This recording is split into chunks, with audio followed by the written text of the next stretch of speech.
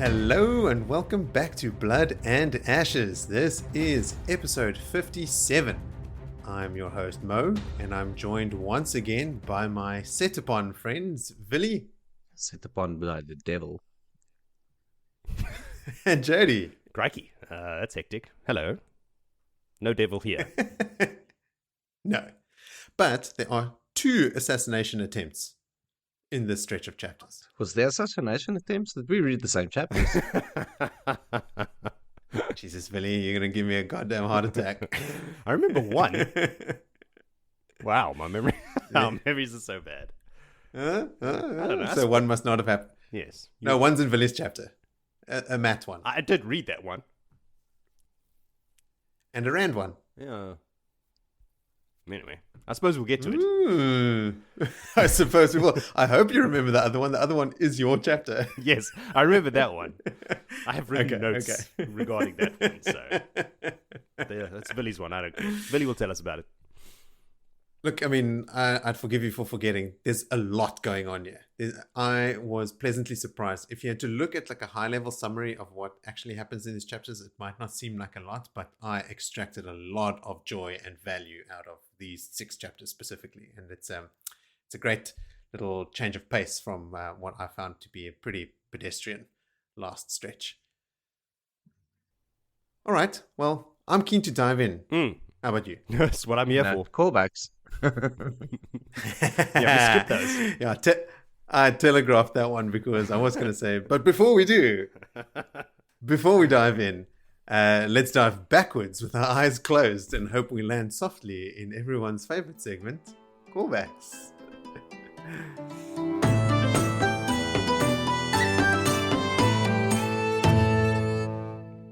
Okay.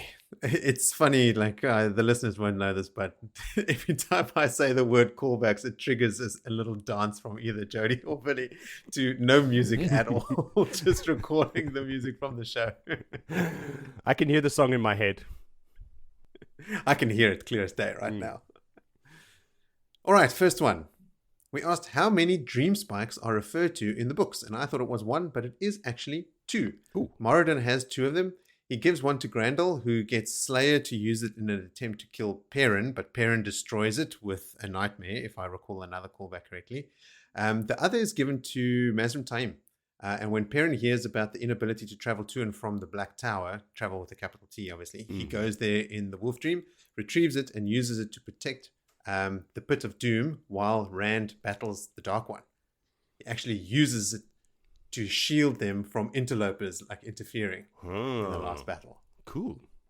So key, like super, super important. Good thing there's only 2.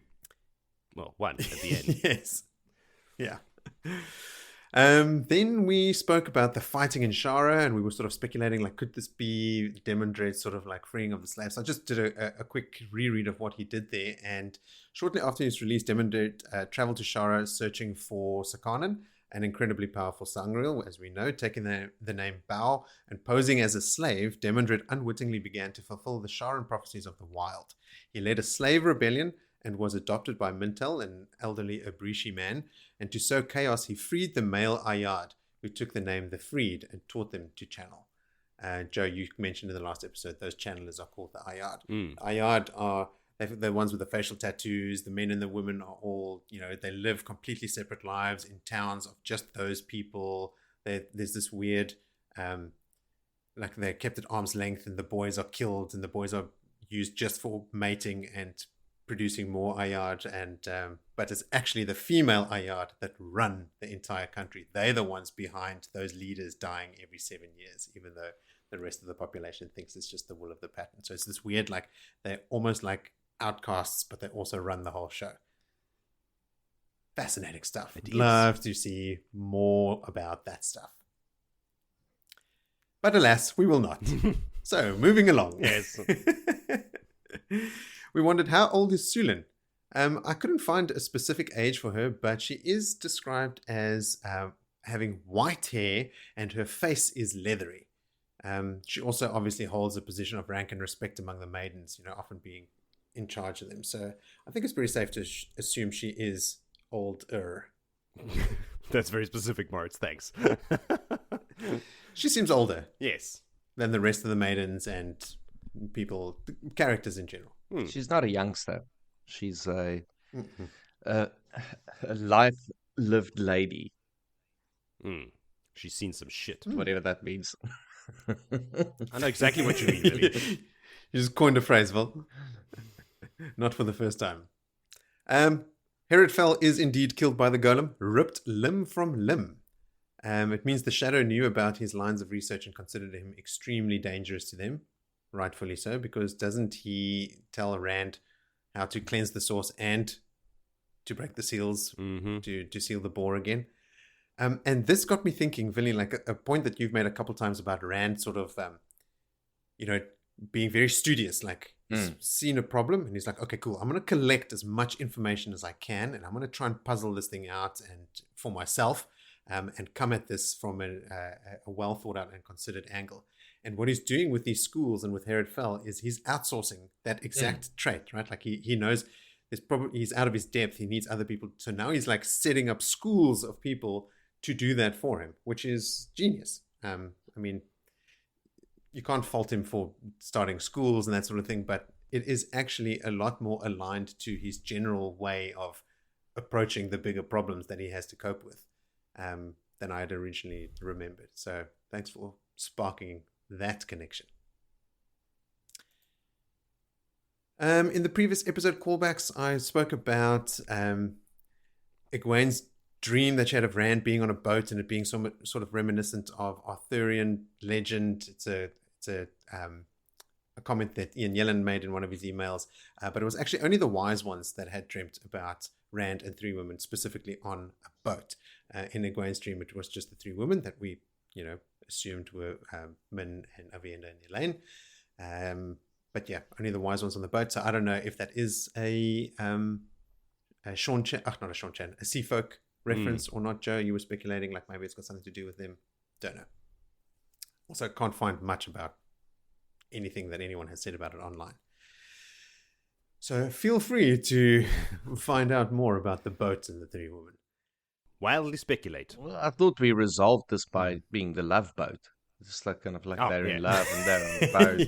Yes. There we go. It's like Indeed it is. Cue Sorry, love boat my apologies, music. Billy. I'm trying to remember the name of the crew. Is it Captain Stubing? Gopher? I wouldn't know. Doc? No. I only remember that from Ace Ventura. Hello, Captain Stubing. How are Gopher and Doc? Permission to come aboard. Permission to come aboard, sir. Okay, talking about dreams. In the dream about the bowl being found by, quote unquote, the right hands, in which case another treasure will be found with it. Joe, you were saying like, I think you brought that up. I'd sort of like gone in one ear and out the other, or one eye out the other. That's the analogy for reading. But I couldn't recall anything about another thing being found with the bowl. Although we did say it is in a room full of Angreal and Terangreal and that sort of stuff. Got to be something there.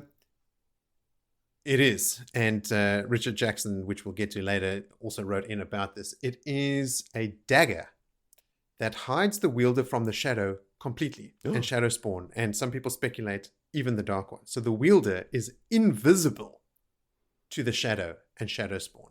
And Elaine gives it to Rand immediately before the last battle so that he can approach the Dark One unseen until the confrontation. So another key piece of the final battle. Yeah, huge. Is found there. So, okay, I'm also starting to come around to like the Bowl of Wind's storyline has repercussions beyond them dealing with the weather situation right now. We'll get to Richard's contributions, but he's got more to say about the Bowl of Winds itself as well. But yeah, that dagger is called Artham. It has a name. Well, I remember. You'd think that nothing the about it. history of daggers would want them to throw it away in the river.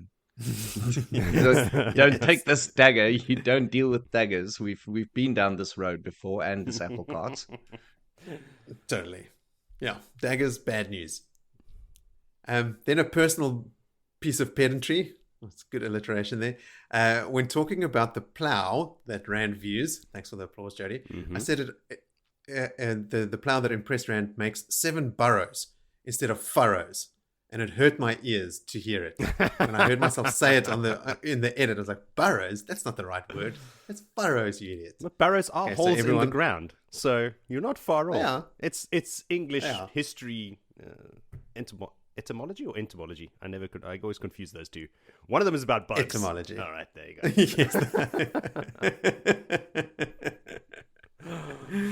Yeah. So, speaking of the delivery man himself, Richard writes in with a couple things. We were speculating about why Gitara Moroso might have sent Luke away.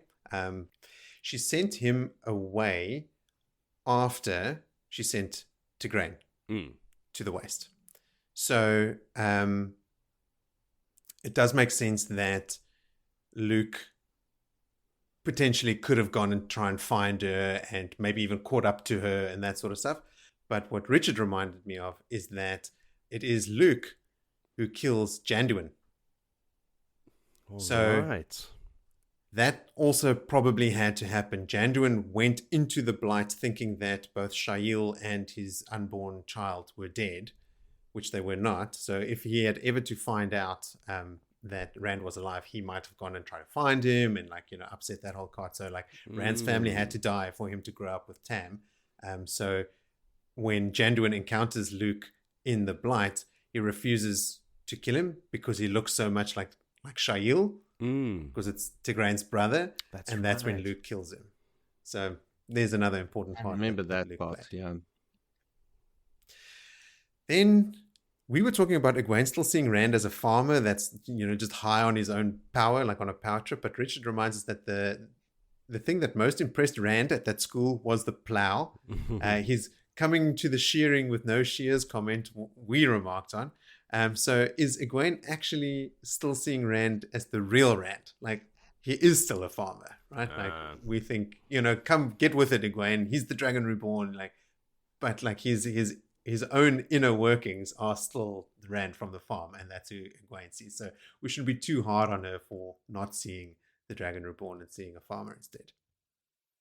Then I've got one here. We may have finally repaid the favor to Richard, who says he felt like a twit when we mentioned Satel Anan as the one who is no longer. He always thought it was a reference to Noel, who was Jane Farstrider. But Satel Anan is the one that takes Elaine and Nynaeve to the kin, and it's the kin who lead them to the store of Terangriel and the Bowl of Winds. So finding the Bowl of Winds is dependent on the one that is no longer, according to that, was it a dream or something? Oh, fuck, no, I can't remember who said it. But the one who is no longer is Satel Anan, who used to be an Aes Sedai and is no longer. So here Richard now expounds a bit on the Bowl of Winds. The Bowl of Winds is not only used to fix the weather in the immediate future, but it's used at the final battle. So from the Wheel of Time wiki, the Bowl of Winds is frequently used during the last battle. The Seafolk Windfinders use it to fight the sudden and constant changes in the weather, namely the darkening of the sky to favor the shadow spawn. So in the last battle, the weather is constantly and rapidly changing, and the Windfinders are using the bowl to counteract exactly that, which I also do not remember. I'm going to write this off to only reading A Memory of Light once. Yeah. The last 3 books I only read one time. So I'm actually super excited to get there and read them and fill in a lot of holes. Yeah, sure. Me too, man. I mean, we read it once, a decade ago? So. Yeah. That'll happen. Yeah, I mean, we're only human. It's going to happen this decade. Believe it or not. Right, now, Richard had a crack at explaining Avienda's toe situation. Oh, no. Fuck, no. No. But since Richard put in the effort, let's go. You asked for it. You said, hey, if there's anyone out there that can explain this toe situation to us, please write in and explain it. So you got to listen. That's my own fault. So ready yourselves. Let's go.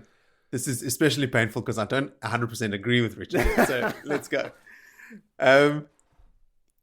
Killing herself meets her toe to Elaine. But Avienda had promised Egwene that she would watch Rand and make sure that he doesn't cheat on Elaine, but he did. So Richard thinks that killing Rand would meet Avienda's toe to Egwene. But I don't know about that because that seems extreme and doesn't seem like it to me. It seems like it doesn't address any toe that Avienda might feel that she has incurred. she has to pay the price, not Rand, right? If Aviendha has tow, I mean, she even states in that passage, I went back and read it, she says it's tow to Elaine, not to Egwene.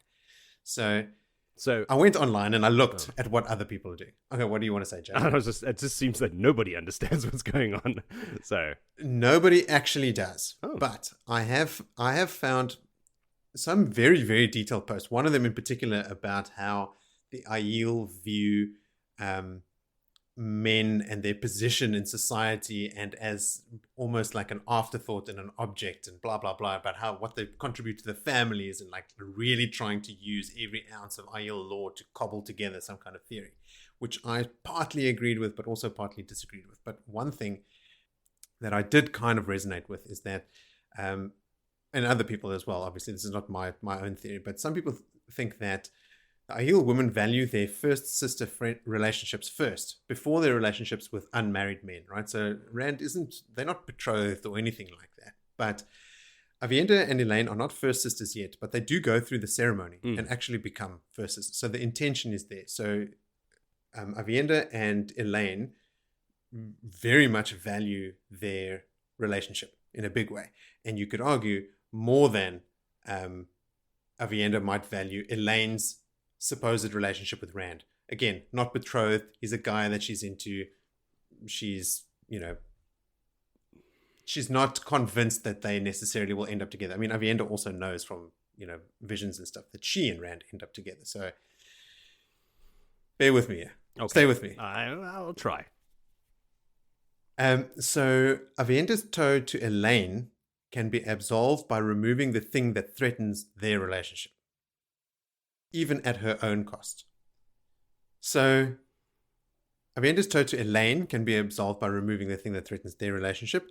But then the real clincher for me, because all of this is very like, I don't know, maybe. The real clincher for me is the fact that Aviendha is in a large part our best conduit into the mind of the Aiel, right? So she's often used to exemplify the Aiel ways, and sometimes in an extreme fashion.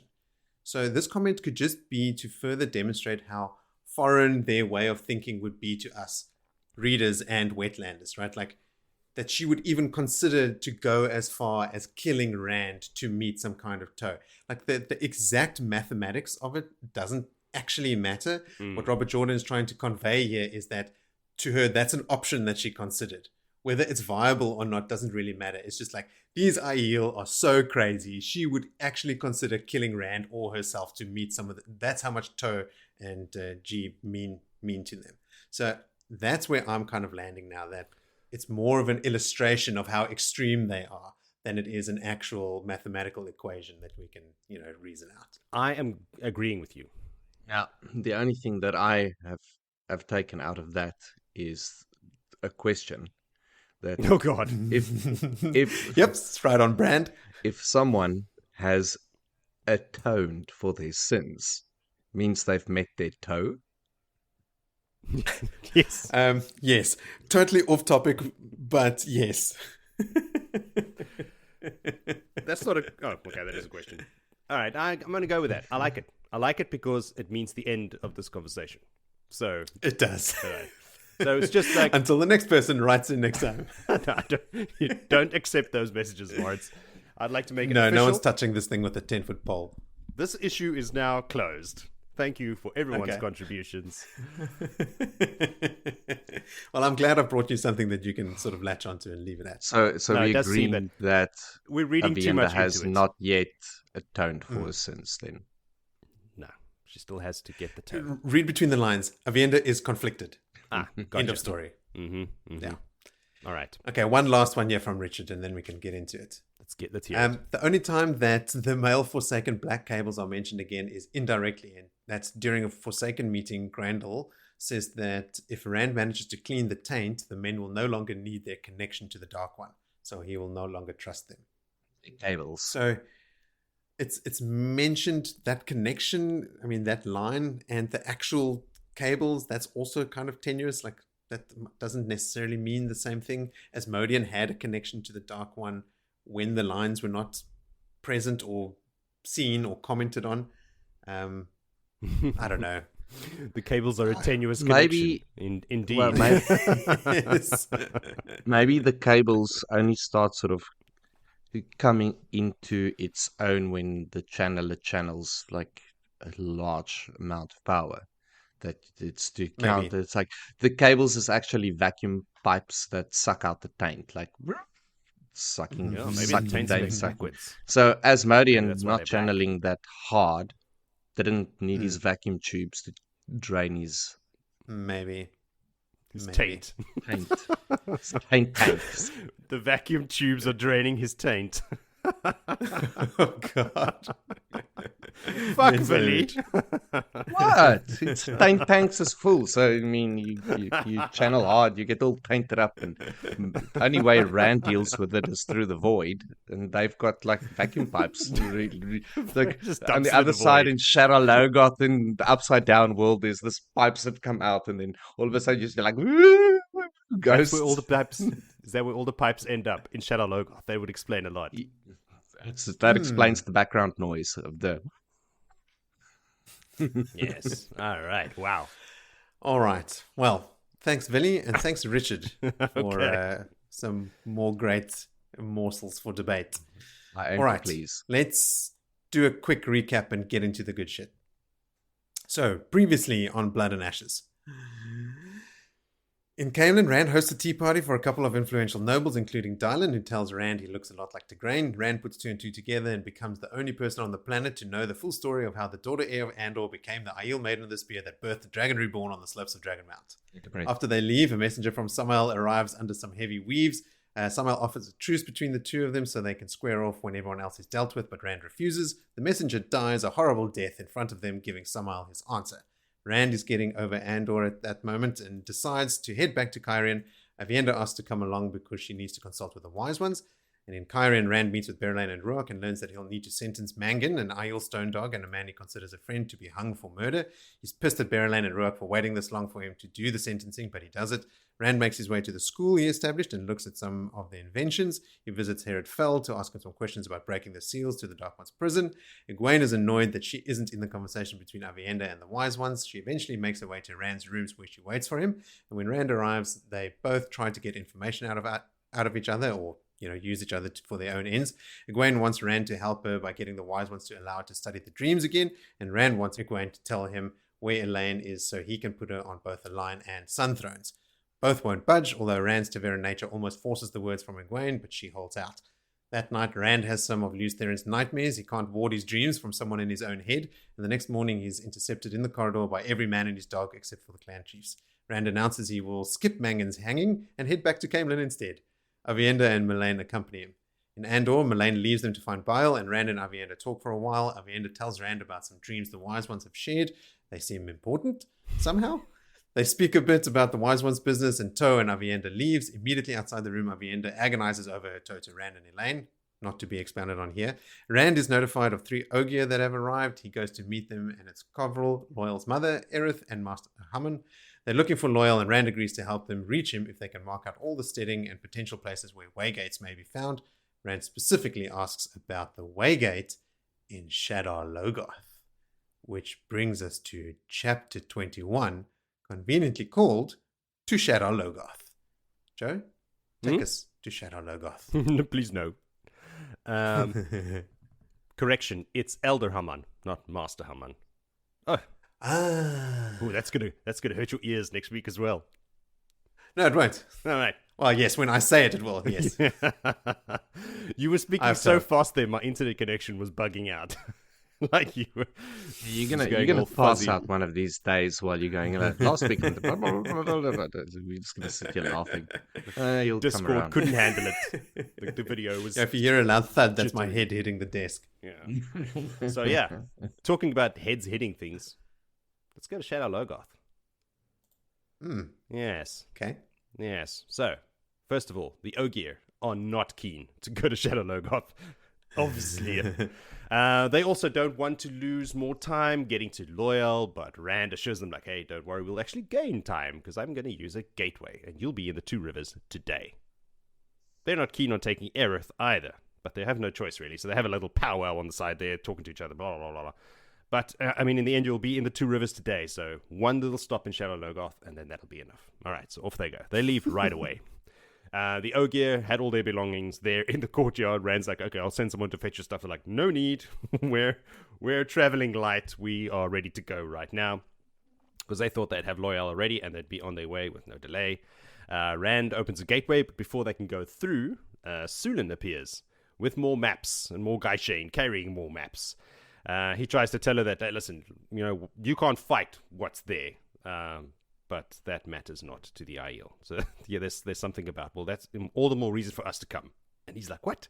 No, the opposite. Anyway, whatever. So Rand told her to get rid of everyone, so there's no guard to go with him. So he gives her a count of 50. 50 seconds to go and get a guard of escort for Rand. So Sulin uses... asks for 100. Yeah. No, Sulin asks for 100. He says 10, and then they agree on 50. Yeah. Like 10 seconds is not enough, Rand. Come on. So Sulin uses hand talk to send Jelani and some guy Shane to go rouse the Aiel. By the time Rand reaches 20, Aiel start flooding into the courtyard, all veiled, ready to kick ass. And Sulin returns exactly on the count of 50. She had apparently told everyone that Rand was under attack, hence the quickness of their arrival. The Aiel think that is a very funny joke, if you get that kind of humor. Apparently it's hysterical.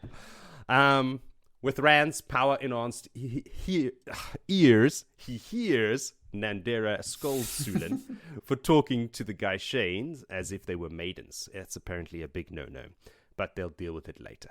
The Aiel choose 40 spears, ready themselves. It's 20 maidens and 20 whoever else is, puts their hand up first. I don't know how they chose. To go with through the gateway. Rand reminds them to touch nothing, stay in sight, don't go into any buildings. Let me repeat those 3 things. Touch nothing, stay in sight, do not go into any buildings. And off they go. Luz Theron is mumbling in his brain at this point that this place frightens him. And I'm like, no shit, Sherlock. And he asks Rand if it frightens him. And Rand's like, wait, what? Are you talking to me directly? Or are you asking me a question? Is there really someone in my brain? But then Luz just carries on and says he must kill Demandred. And then Rand's again like, wait, what? Is there a connection between Shadar Logoth and Demandred? He's asking questions of this guy in his brain. But Luz just kind of babbles on. And he's like, no, okay. It was just a coincidence that he formed what sounded like a question to me. It's not really a dude in my brain. I'm just normal insane. Rand tried, yeah. Okay, now I'm going to skip this part because that's exactly what I just said. But one of the things that Luz does mention is that he was happy that he killed Ishamael and glad that he didn't kill Lanfear. Now, I don't know if he's talking about the memories that Rand has of doing this, or did he have previous memories of killing these people? Because he didn't in the Age of Legends, but he could have in a previous life. You never know. I wonder, yeah, because, Ishamael appears to him in the Rand, prologue of Book 1. Yeah, we've done this 1,000 times, blah, blah, blah. But, Rand didn't kill Lanfear. So, is he talking about Maerone possibly killing Lanfear? And he did kill Ishamael. Yes. Stabbed him with Calandor. Exactly. So there's one. He didn't stab him with... Oh, yes. He did. All right, so. Yeah. I'm getting all confused again. Where are we? So, it's hard. They're in Shadar Logoth now, by the way. They've gone through the way gates. But it's hard for Elder... It's hard in Shadar Logoth. That's tough, bro. It's hard out here for a pimp. And it's even harder for Elder Hammond to feel the way gates with the aura of this shitty place masking everything. It's just like you can feel it in the air. But he gets the general direction of where the way gate is, and off they go. So when they get there, Hammond says he can seal it, but Rand says that, listen, we may still need it. I know it's a shitty place. It's a shitty thing that comes out in a shitty place, but you never know. So he weaves a killer trap around it instead. Something that won't be noticed by Shadow Spawn exiting the gate until they're way outside the city walls and it's too late. So a little delayed reaction as well, which is very smart of him.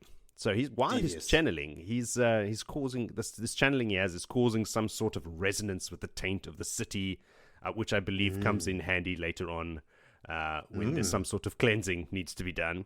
But I think this is where the first idea of it comes. Because remember, the first time he wasn't channeling. So now he's noticing it for the first time. Like, whoa, it's so profound that it even makes him dizzy. Like, but he has to push through it and like try and settle himself. And then he ties off the weave and leaves it there. Even to the reader, I think this is the first time that there's any kind of direct interaction between the taint or Saldean and the evil of Shadar Logoth. Because later, when he gets stabbed or cut on the wound, those two are sort of like, like the Shadar Logoth dagger on Rand's wound from Ishamal's stick. It's mentioned a lot how they sort of, are fighting with each other. Because that hasn't happened yet, right? No, because isn't he in a tent later on, like at some sort of festival or something, and they get attacked. And then he gets sliced. And he gets a graze. Yeah. That's when they really start, like, Robert Jordan's really, like, hammering it home there, that the two are sort of, like, in counterpoint to each other. The two evils are warring. But this is the first time that we read about it. So, channeling inside the city, bad idea. I wonder if it works with all channeling. Was it specifically the taint on the men's side that's causing this issue? Interesting question. Maerone seemed reluctant to channel in Shadar Logoth, but I think that she said did do it. She said, did she? She was a bit out of it, eh? I don't know. She was injured. No, that's in the show, not in the books. In the book, she's fine. No, she's tired. It's after the attack. She asks Nynaeve for a tea to help her sleep so she can rest. That won't leave her drowsy. Goddamn show is messing with my memory. Like, my memory's not bad enough as it is. I know. Old man. Anyway. Old man Joe. Don't worry. We're here to keep you straight, Joe. All right. Thanks, man. All right. So, job done. We've tied off. He prepares a gateway to go back home. But before he does a quick little head count and realizes one Aiel is missing. And he's like, what the fuck did I say? What were the three things I said, guys? Yes, exactly. How good is his, like, quick head count? I would have missed it. It was like 50 Aiel that came with him, right? 40. Yeah, so he just went 39. Well, someone's missing. It's Leia or Leah, however you want to pronounce that. Leia. She got curious, I suppose. She didn't listen to one of those three things. She did not stay inside. No. She went inside a building. She probably touched something. I don't know what the fuck she did. But anyway, so she's gone. So they decide, look, we can't leave her. Hey. She could have fallen down a hole. Like, maybe there was like a open sewer pipe, like a sewer lid that was kind of wobbly. You step on it and it just flips upside down and you fall down portal. And broke a leg and she's like lying under, but no one heard her. No. Something. And then the dark shadow got her and dragged her deep, but like it. Baby in the sewer. Well, you see her again later. She's running around. What? Oh, you don't remember? No. Stop messing with my brain, Moritz. She appears later in the story. I don't know if it's in this book. Obviously, if Willie can't remember, it must not be. Maybe it's when they go, when Rand fights Sammael in Crown of Swords. All right. Yeah, I can't remember her running around. I mistakenly referred to it being Jelani. That wasn't this. I thought it was Jelani. You fucked up my whole week, is present. I know. Sorry about that, Joe. It's, but in Vili's defense, there were two maidens guarding doors in our last episode. One was Jelani, who was the one that was checking out the other dude. The other one was Leah, who has the hand talk argument with Avienda when Avienda incurs tow. So like they were both also like standing guard outside of a door in our last episode. So someone else is going to have to guard that second door now. Because Leah, she's a goner. All right, so they launch a full-scale search for her because they want to go find her. Obviously, they can't just leave the poor woman, but they split up into pairs, and there's arguments about who goes where, and don't walk into the buildings. Now, we want to go check inside the buildings. Are dead set. Go into the fucking buildings. Am I fucking mumbling? Must I write it down for you? What the hell? So, I mean, they search and they search and they scream and they scream and they call, but it's to no avail. It's almost sunset. Elder Haman is like we do not want to be here when the sun Fuck out goes of down. Dodge. No. Rand is like, yeah, I fucking know. Even the Aiel that are there are like, I don't think this is a cool place to be when the sun goes down. So they decide after the whole afternoon searching, when the sun is getting low, that it's best to do the Russian farewell dance before nightfall. So sorry, Laia, you gotta go. So they open a gateway. Well, Rand does at least, to just outside of Emmett's Field, because he wants to give Loyal a fighting chance, but he also wants to avoid like the shitstorm that will start if he just popped out of the air in the middle of everything and everyone and all the questions, and he's got shit to do. So he opens a gateway to an empty field that he knows that's a couple of hours north or south or wherever the fuck, I can't remember now. It's outside of the town. But a lot has changed since he was last there, and he opens up into a new farm, and there's a farmhouse there, and there's a kid, tending to the sheep. Slices a cow in half. Slices a cow in. Exactly. This boy sees him, is like, what the fuck? And darts off to go and yell and tell somebody. So much for sneaking in. That's gone. But Rand's like, fuck it. What am I going to do about it? I'm not going to kill the kid. So Rand. No one's going to believe the kid. Yeah, so what? I mean, I don't know, eh? A lot of shit has happened. That poor kid is scarred for life. He went back saying there's been like a white light and the cow was chopped in half. And it's like demonized for the rest of his life, and he started believing all kinds of weird stuff, and his whole life is ruined now. I mean, the poor bloke. There's a whole like series of novels based on this kid, and 20 years later, sitting in a bar drinking ale. Let me tell you about the one time I saw the white light. Not you again. Pipe down. Wow. I don't know what I was talking about again. So there's outside Emmonsfield or something? Yes. They were like 2 hours walk south of Emmonsfield. South, you say? Oh, right. Well, there you go. So yes. Yeah, but yes, that's what I was saying. I was saying that these people in this town have seen some crazy shit. Like if this kid ran into town and said there's a white light opened up, and then a bunch of Aiel and some Ogier came through, and then Ogier appear in town 2 hours later, they're going to go, well, he's probably telling the truth.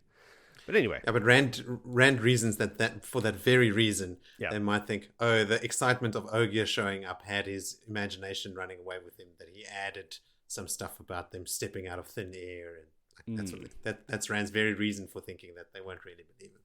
It's the last lie Timmy told before they took his thumbs. This is very important. This kid has a whole backstory now. It's like his life is planned out in a series of novels. We've set it up. So Rand gives the Ogier directions to Emmons Field and instructions not to tell anyone how they got there and not to mention him at all, please. They say their farewells, and with one last look at the direction of his old farm, they head back to Camelot. The end. Goodbye, End everybody. of the Wheel of Time. Yes. Hey, so there's a very big thing that happens in these chapters. It's about that cow getting sliced in half. No. I don't want to hear it. No. I'm not gonna do that. The unwritten words of the story is not what I'm delving into. It's the written word, and in the written word, Sulin does a maiden hand talk with some guy Shine. She takes massive toe for that, and the revealing of which later she becomes Cairhien. She puts on the white to atone for her. Doesn't she work as a palace servant? Yes, palace servant for Rand. She has to tend on Rand. Yeah, she only takes off the white when Rand goes missing, when he gets captured and put in the box. She realized, like, okay, cool, he's gone. Does she take the white specifically? Because what I read was that she dresses in the livery and acts as a palace servant. Because if she was true Cairhien, she wouldn't be able to just take off the white, right? But the servant does, so not Cairhien. It's put into white robes. And you get a hint of this later in these chapters. Rand says he hadn't seen Sulin for like 6 days. It's because she's taken the toe. When she used the hand talk, with the maidens in this chapter, you realize like, whoa, we've been conditioned well enough by Robert Jordan to know like that's a big no-no. And then later here we see Nandira sort of give her shit about it, and then she disappears. Pointed out as well in their surprise that she was speaking to him. But again, now all of that is Rand's fault, because she asked for 100 seconds. Rand just says now, like, fuck you, 10 seconds, okay, I'll give you 50. And she's like, okay, the only way I'm going to get it is by getting this message out through every channel. So you pushed me to protect you. Now I have to serve you. That is just, Giotto in a nutshell. Makes very little sense on the best day. All right. I thought you were going to say it makes a lot of sense. I was like, what? No, it doesn't. It does to me. I get it. All right. I like how within 20 seconds, Aiel were showing up. It didn't take until Sulin comes back on 50, because she obviously was maximizing her time out there for rounding people up, and she returns on 50. Which she went to the kitchen for a snack. Just quickly pick up she did it on purpose as well, just to show that he won't rush her. Like, I'll take my time. I'll take as long as I have, and I'm not going to come back beforehand and give you any pleasure.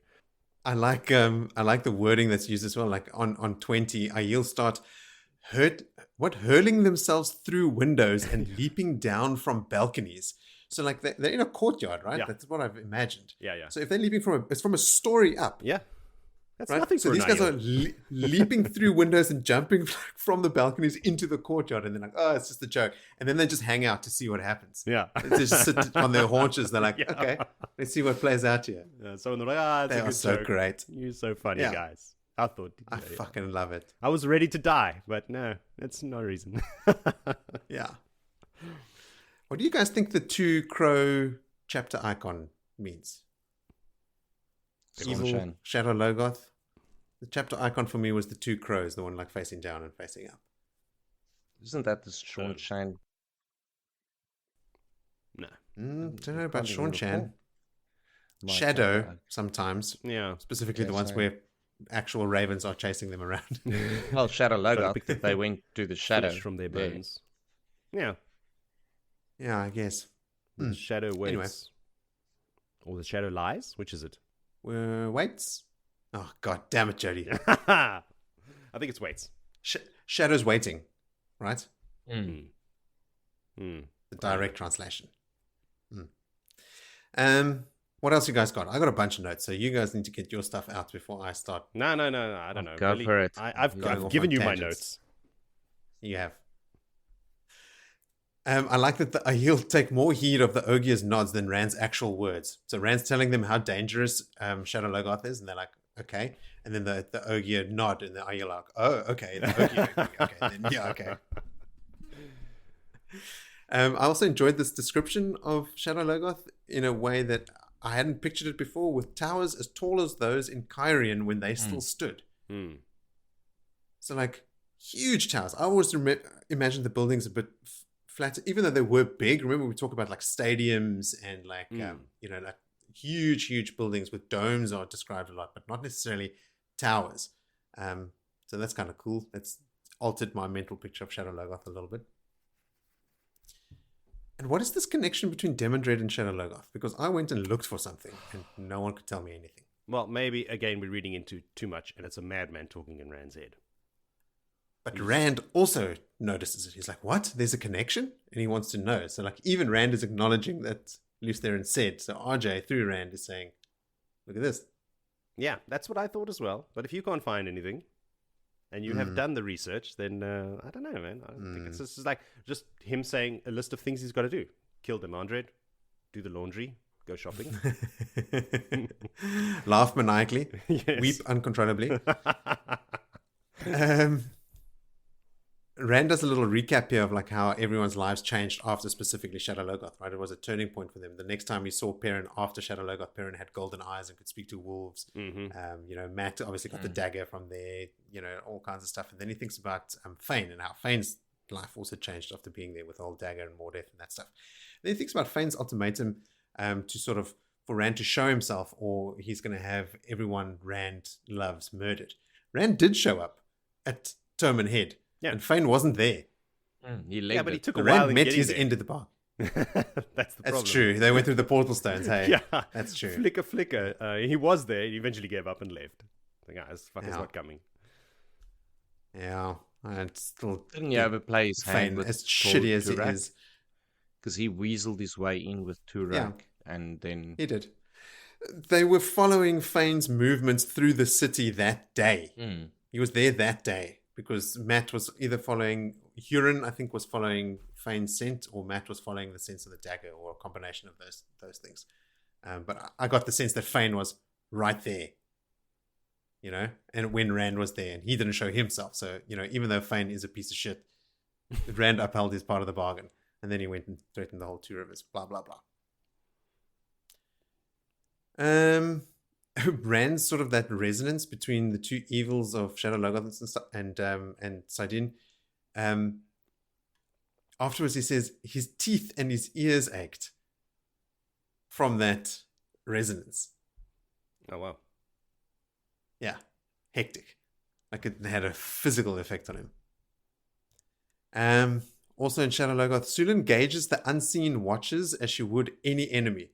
And she surmises they're waiting until dark. Whatever's in there, they're waiting until dark.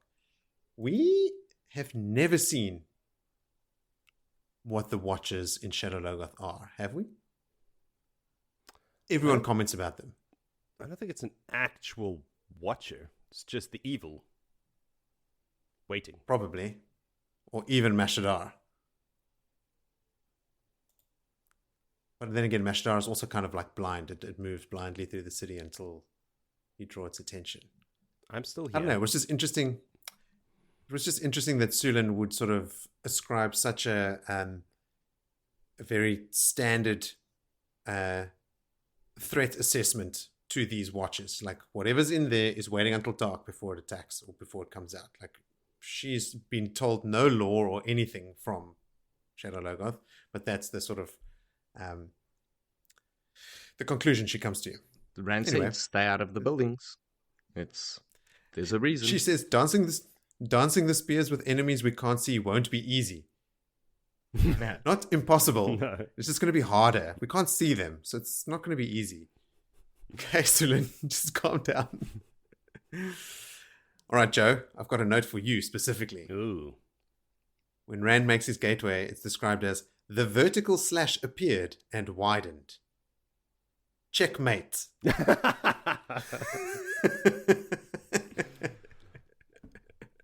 The vertical slash appeared and widened. Okay. Rotating like a door with a central pivot.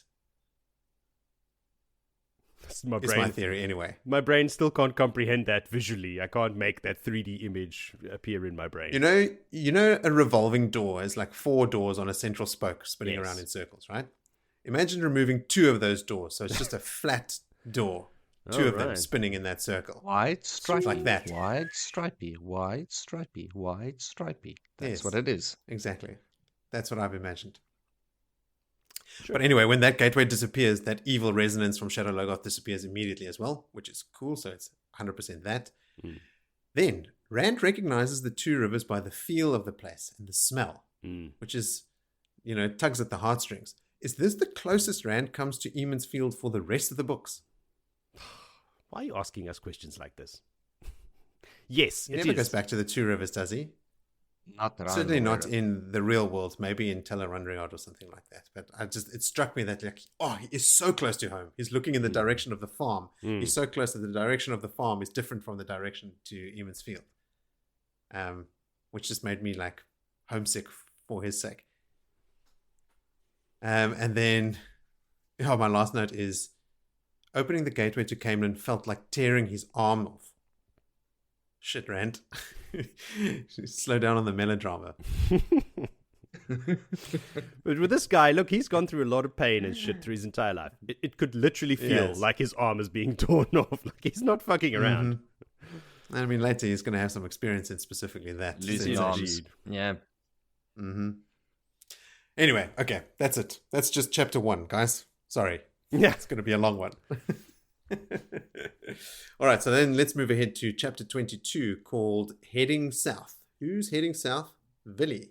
Matt is heading south on pips. He's riding pips and he's playing with marbles while he's riding pips. I think he's playing with marbles or stoneboard stones. Same, I guess. He's reminiscing of playing Stones with Tom. And then he's got the other lot, Deirdre, Estienne, and Talmans all around him, and they're having a conversation about warders. But that's kind of in his own thought. They've now been 11 days out of Maerone, and they've been marching hard, like not light walk. Like it takes the wagons, the supply wagons, half the night to catch up with the men, and then the next morning they're off, and then it like the poor fuckers that's riding the wagons basically got a 24-hour shift to keep up. But they're marching up to 45 miles a day, which that's significant for the army. Yeah. That's a long distance. And of course the Tarian and Cairhien nobles and them, they now started taking bets on the distance they can cover, because there's no horses to race while the army's on a march, so we'll just bet on what we're doing. The question was popped up to Matt, like, would you be a warder? And Matt's reply is quite simple: no, they fools, following Aes Sedai words. Never! Fuck no. Never! So there's a little bit more of talk of Aes Sedai, which prompted the topic for Matt about the rumors about the tower having split, and that these rumors are true, that okay, there's really something to it. And the latest rumor they got in was about a village that was burned in Maerone. So there's a bit of rumors going around. That's when one of his scouts hit back, and we go off into a little Matt monologue about how he procured his scouts. He wanted the best monologue. It's yeah, very apt. Yeah, he Not this time. he wanted all the horse thieves and poachers, much needed skills, in Matt's opinion, to being a good tracker. The only thing is they have to be truthful. They have to be able to not tell a lie, because if they lie, men die. That rhymed. So Chal Vannin comes riding back. He's the best horse thief of them all. He's so good that he would steal a noble's horse out under him and he wouldn't notice for 2 days.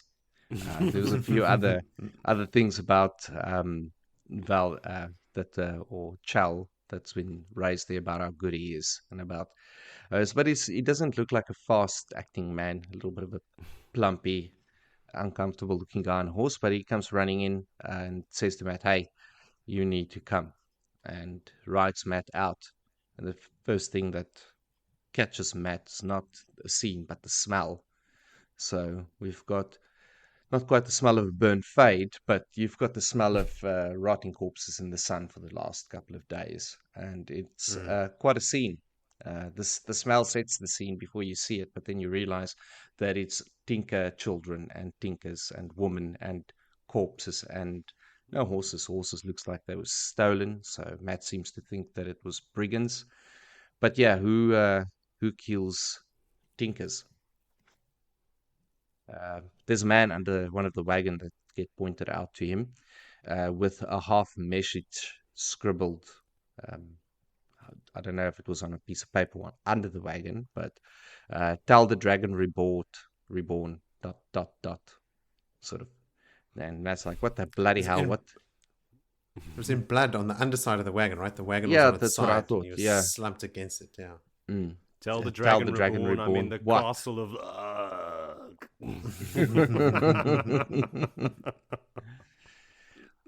Yeah, so that is Matt's one thought is, was this the Aiel? Is this the Aiel that did this? Why would they do it? I mean, not even them. Why would they kill the Tinkers? But yeah, it is a weird, unexplained scene. Can't really make out anything by the sign. So it gives them all instruction like, okay, cool, let's just call it over here for today. Set up camp, get all these bodies, just burn them, just do something about this very horrific scene that they faced there. Matt still thinks that after him sitting on his pommel, fingering that spear of his and saying the words, the Altang words, around the deal that was struck, that he actually struck the short end in the deal. I don't fully agree with him that he hit the short end of the stick with that deal. He got a pretty smooth deal out of it. He's got a kick-ass spear and kick-ass a lot of memory. So he was also killed. Yes, he didn't he also die. Died. He did. I know, but that was the bargain. The deal was he dies. Yeah, he died, but he was brought back. In the deal itself, he was bailed out by his buddy, but the deal was bad for him. As bad as it gets, really. Now, the Matt is sitting, and he wants to sort of get a early night away from it all, and he has a little star moment of looking at all the constellations and naming them. I can't recognize a single one that would make any sense to me. They're all weird names. And then there is a noise, and Matt's like, "What's that?" And he sees, oh shit, there's Aiel. And he's like, "Okay, cool. What is he gonna do? He can leg it and get away." But at that moment, Talmains comes, the big fat drunk schlub. "Matt, I got some brandy." He's like, "Oh, Talmains, just shush." And Matt's crouching down. He's taking a breath and he's counting down the strides. And the next moment, Talmains sees the Aiel and he shouts out, "There's Aiel in the camp. Rally to the banner, rally to the banger." And it's fight time. There's just Matt needing to defend himself. There's rib slices and there's heart stabs. And the meat, and all along he hears the screaming of, "Rally, you pig-stealing motherfuckers." It's just curses by drunk Dalmans getting everyone to rally. And there's a quick skirmish. They find 12 dead Aiel, and there's double the amount dead, and then there's wounded still with a band. And Matt needs a little bit of fixing. He needs a bit of sewing that needs to be done. What's Matt's handman's name? Nerim. Nerim is... Talmanis is... It's Talmanis' man. Yeah, so Nerim is... That he loans to Matt. Yeah, he loans him to Matt. And Matt realizes that it would appear that they were after him. Like, specifically, these... This attack was aimed after him, and he's like, "Okay, well, is it Shido? Is it Dark Friend Shido? Or is it Shido or Dark Friends? Or just now Shido Dark Friends? Like, what's happening here?" It's just a bit confusing. Matt then gives out orders that after that attack on that night, next morning, let everyone know that they'll be building every night a palisade around the camp. And they're like, "No, they're not going to want to do it." And I'm like, no. When the word gets out that Aiel got in, they will. Every man wants to live. So they have to now dig holes every night before sleep. This is going to eat into their effectivity in marching. Anyway, but Matt's left with a lot of thinking about whether is this the Forsaken that's now after him. He's like, this is not as a strategy making much sense to Matt. With that, he hears another noise coming, and he grabs his spear out, and it's Oliver. And Oliver heard about the attack on Lord Matt, and he just wanted to make sure that Matt was okay. But Oliver's not supposed to be there. Oliver's supposed to have been left at Maerone at a woman that negotiated money, and he's like, "Nah, she's got 6 kids. She doesn't want me. She wants the money." And he's not going to be there. And anyway, he's already organized himself a job. He's looking after so-and-so Lord's horse, and he's getting paid, and he's all good. And with him, he carries his little knapsack of his treasures. And he says, "Okay, well, what is he going to do? Oliver's there now. He can't turn a whole army around." So decides to, okay, well, he'll distract himself by having a conversation with Oliver while he's being sewn up by old slow Nerim that sticks the needle in a little bit deeper than he needs to at sometimes.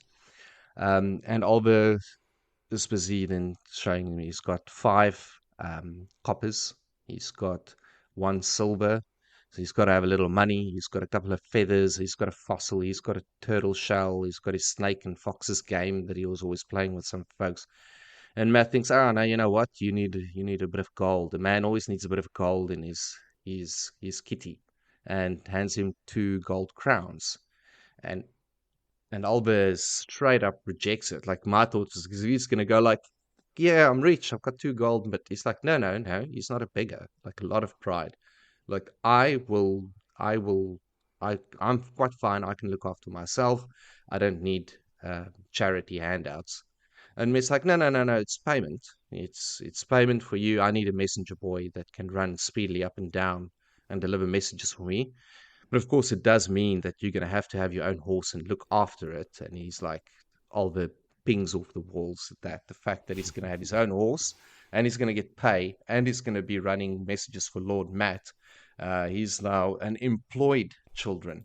So he's very, very stoked about that. So that brings us to the end of that moving south chapter then. Joseph. Yes. What do you got? I got, I'm thinking about the movements of Padan Fain. When the last time we saw him, he was in Amadesia, right? Because he was talking to Pedron Denial. Wasn't it? Or wasn't he in the White Tower after that? Where was he first? Because he had popped up with Elida as well. With Elviaran. And Elida, yeah, you're right. Yeah. I forget now. So after the Battle of Two Rivers, was he with Nile? And then the Two Rivers, and then the White Tower? Yes. He said he was going to the White Tower, but he needed to stop off in Cairhien first or something like that. But then because now he's met. Now, I mean, he's obviously the one that he killed those Tinkers. Him and his bad guys. Tell the dragon. Who would write that other than him? Well, Matt finds evidence of a gateway. He finds a bush that is perfectly sliced. Yes, that's what I didn't get to. Yes. Matt was thinking really hard about what was the sound he heard, because the Aiel wouldn't make a sound. And what he heard was that they were let in. Sorry, I totally skimmed over that. That they came through a gateway, because he heard the bushes that was being sliced by the gateway fall, and that's what alerted him. That's what he heard. So that's where the question came on. Is okay, so it must be one of the Forsaken that's after him, because who else could do it? Yes. So that's my question. Which Forsaken is working with Aiel? Sammael? Has he met with Savannah yet? No, I don't think so. Don't think so. Not that we've seen. Yeah. No. No, but does that prove that the attack on the Tinkers was a Forsaken as well? No, maybe not.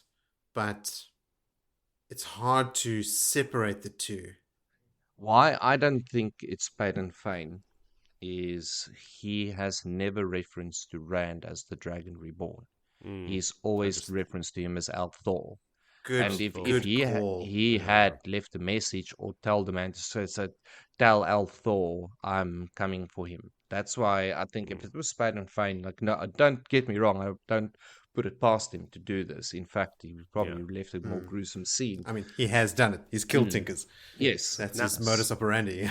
I only bring this up because I was very confused about his traveling methods. Like, how the fuck is he everywhere? Is he using the waygate still? I imagine he is. He could be using the waygates.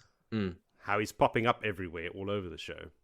Like, he's been using them for a long time. Tower, so not 6 months later in the White Tower, which would, if you were traveling on foot. So I think he's waygating around. If that was him, but I don't think the Tinker killing.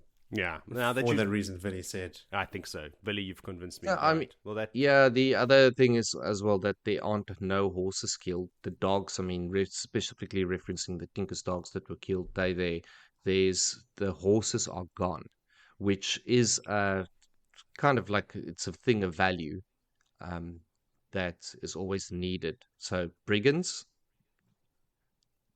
I mean, but we what know message would brigands they have for the Dragon Reborn? That they're not scared of him. Well, no, we're not scared of you. We're the last hand brigands. New club. Down south. Tell the Dragon Reborn we will mug him. Brigand Reborn. They the Brigand Reborn. I have no fucking clue who these people are. Hey, look, maybe it comes out. It's not a point of something that we'll remember, but maybe it comes out that, okay, cool, I shouldn't have slayed those tinkers. Maybe the tinker situation is set up to stop Matt's army for that night so that they know where they are. Well, who's the other bad guys and we then can throw ambush them into at this pool? We can throw the White Lux in there. It's not below them to slaughter tinkers. Nah. There's no. White Cloaks They'll there. rough them up, but they won't kill them and scrawl messages to the Dragon Reborn in blood. They're cunts. Unless the message was from the cunts. Tinker. Unless Like it they was just him. got ravaged, and the Tinker himself was like, "Tell the Dragon Reborn this happened. Like, help us out here." Tinkers killed us. Oh, not tinkers. Maybe tinkers killed the tinkers. Like the Maybe it new was Tinker brigands. War. And they're saying, Why would they have to tell the dragon that some random tinker? Oh, tell the dragon. I know him personally. That brigands killed us. Like that doesn't make sense. "No, just that the world is turning into a lawless wasteland. Tell the Dragon Reborn we need help here." All right. So Or it he's could have aware. been like, tell the Dragon Reborn oven den Sora is planted in this area. There's one more tree alive. Tell the dragon I found the song, and he got blood. Damn, so close. So close. All right. Now, okay. No, So I don't know who killed it. I don't know who killed the Tinkers, but it was definitely Aiel that tried to assassinate Matt. it's one of two Forsaken. It's Sammael or Graendal. It's one of those two. Because Semirog is not. She's busy with other shit. And the fact that they're heading south towards Sammael. Could the clue be the fact that the next chapter starts with a Graendal point of view? Exactly. That's what I'm thinking. Those two are very prominent in these chapters. They are trying to. They're actively engaging with Rand now. In this point, Yeah. Semirog's across the ocean. Masana's in the tower. Mogideon's a little preoccupied at the moment. Lanfear's dead. Shamal's dead. Demandred. Do we know where Who Aram he? is? Because he's been a little bit bloodlustly lately. I don't think he would kill his own kind. But yeah, No, Aram. it's Anyway, yeah. that gateway is Think obviously on it. one of those two, Sammael or Graendal. We know that Sammael is eventually in cahoots with the Shadar, or at least Yes. using them, not collaborating at all. No one's in cahoots with them. Everyone just uses them because that's the Shadow Dog way. Mhm. What else, Joe? I did have something else. Oh yes, there's a thought where about Tom when Matt's thinking about Tom and where he is and how he's doing, and he thinks those women probably got him killed. So, if I know Nynaeve, he's dead. If any two women needed looking out for less, Matt did not know them. But no two were more likely to get a man killed because they would not listen to reason. So true. Yeah. Big takeaways. Matt's back. We see Matt again, which is In a big way. nice, in a big way, and also it made me think about Perrin. Also, the little recap in Shadar Logoth. I'm like, where the fuck is Perrin? We've been missing him for so long. Like he's been whole of book 5, and now we're on chapter 23, 22 of book 6. Still no Perrin. Well, one brief glimpse in the prologue. Ugh, yeah, whatever. That's not enough. I need He's more. traveling Beefy to boy. Rand, right? He said to Fail he needs to go, and Yeah. I'm assuming he's going. I love Matt's little collection of colored rocks, a feather like an eagle feather, and a stone that looks like it had some scrollwork carvings on it for once, or had scrollwork carvings on it once, which is another cool little like Matt interested in something old.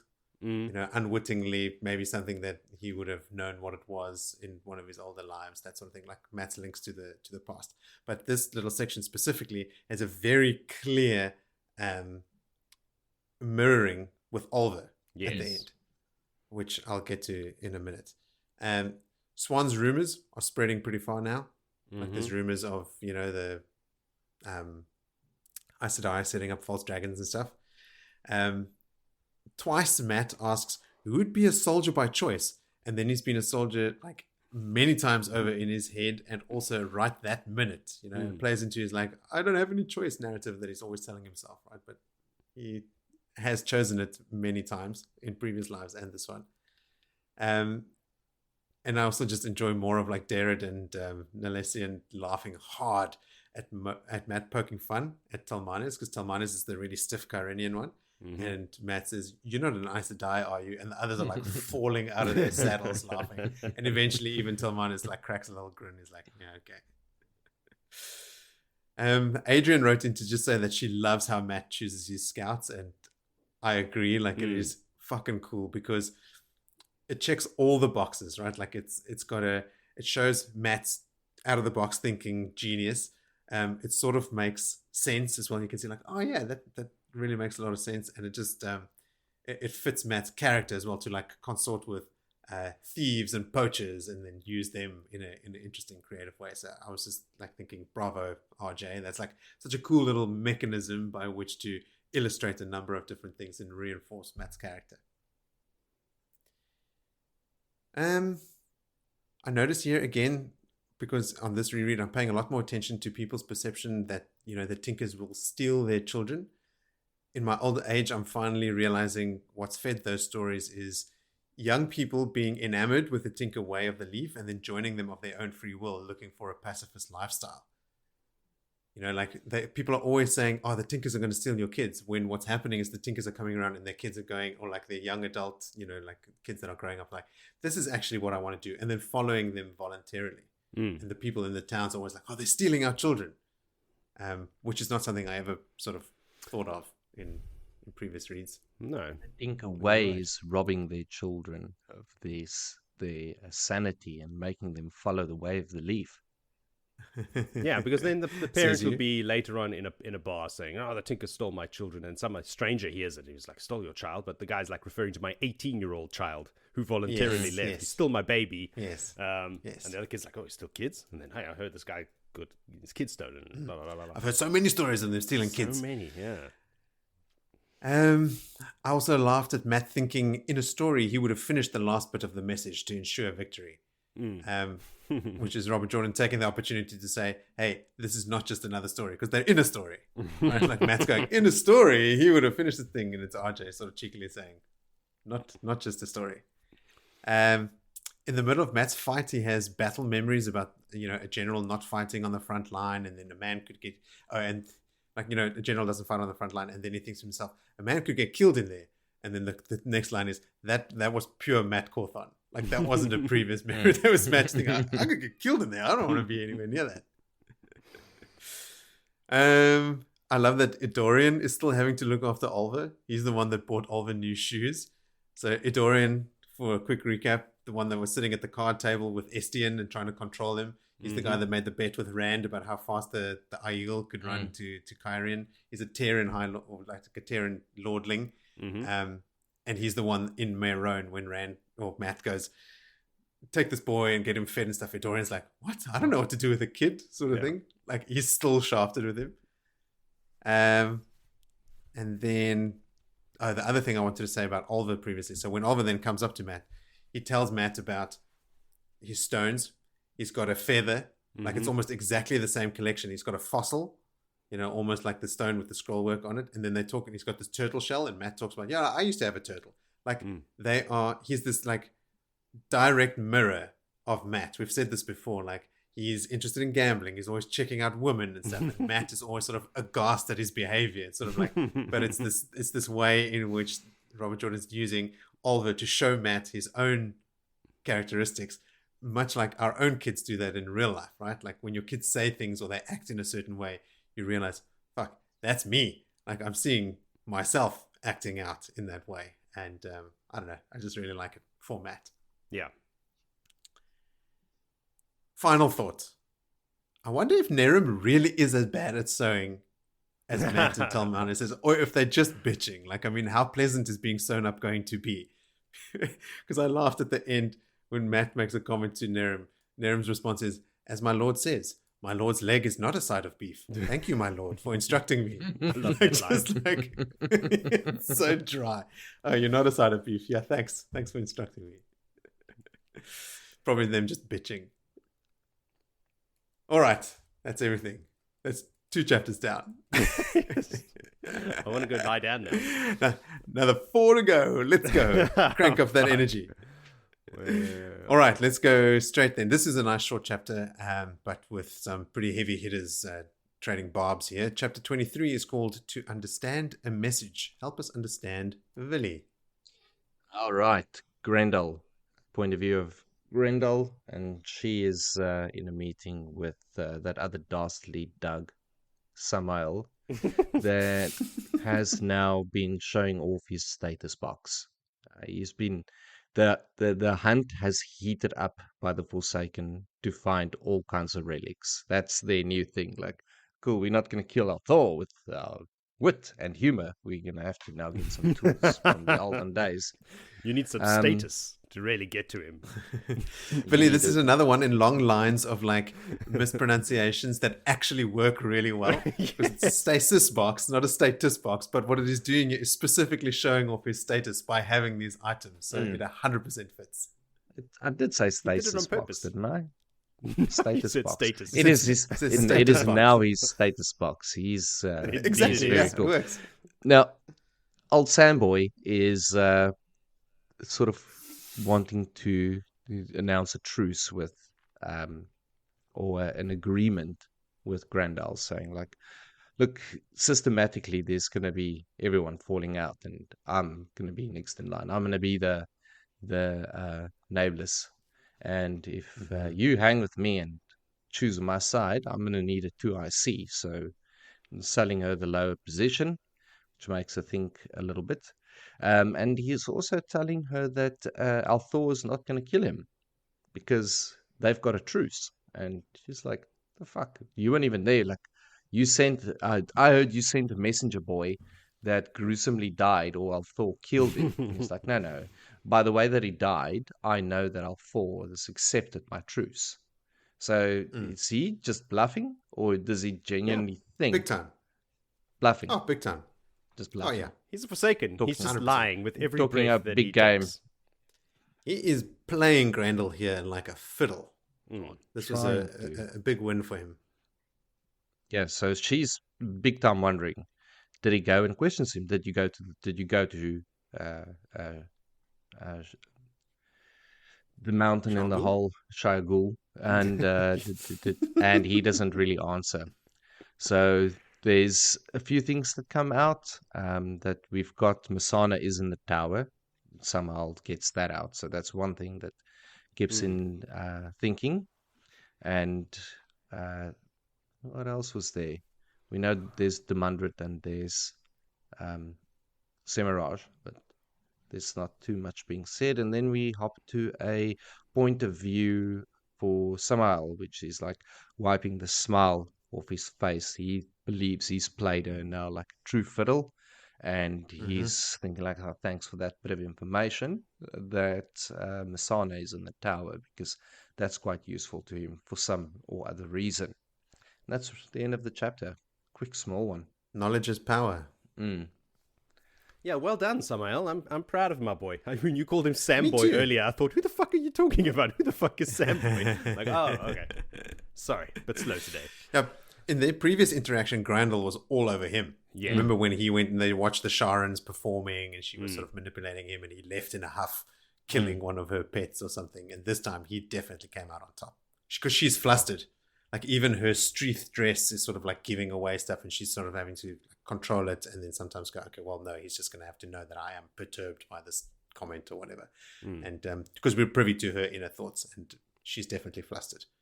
She can't take a chance that what he's saying is untrue. Because if he is chosen to be nameless and these things are playing out, she kind of has to do. And doesn't he just straight up give her an order at the end? Doesn't he tell her to go do something? I don't know. He's very bossy. Like yes. Yeah, he's telling her things. He's telling her how it is. He's not asking for a truce or like a collaboration. He's telling her, if you don't want to die, you want to be my 2IC. Yeah. Making her the, 3 I see? Making her assistant to the assistant manager. Assistant to the regional manager. Not assistant regional manager. No. Is an exchanger an air conditioner? Yes. Definitely. It's an aircon. Yeah, it's exchanging keeping the room cool. The hot air inside for the heat exchange. Air. Yeah. Yes. And he's got glow bulbs there. He's got a jukebox. Yes. A music box.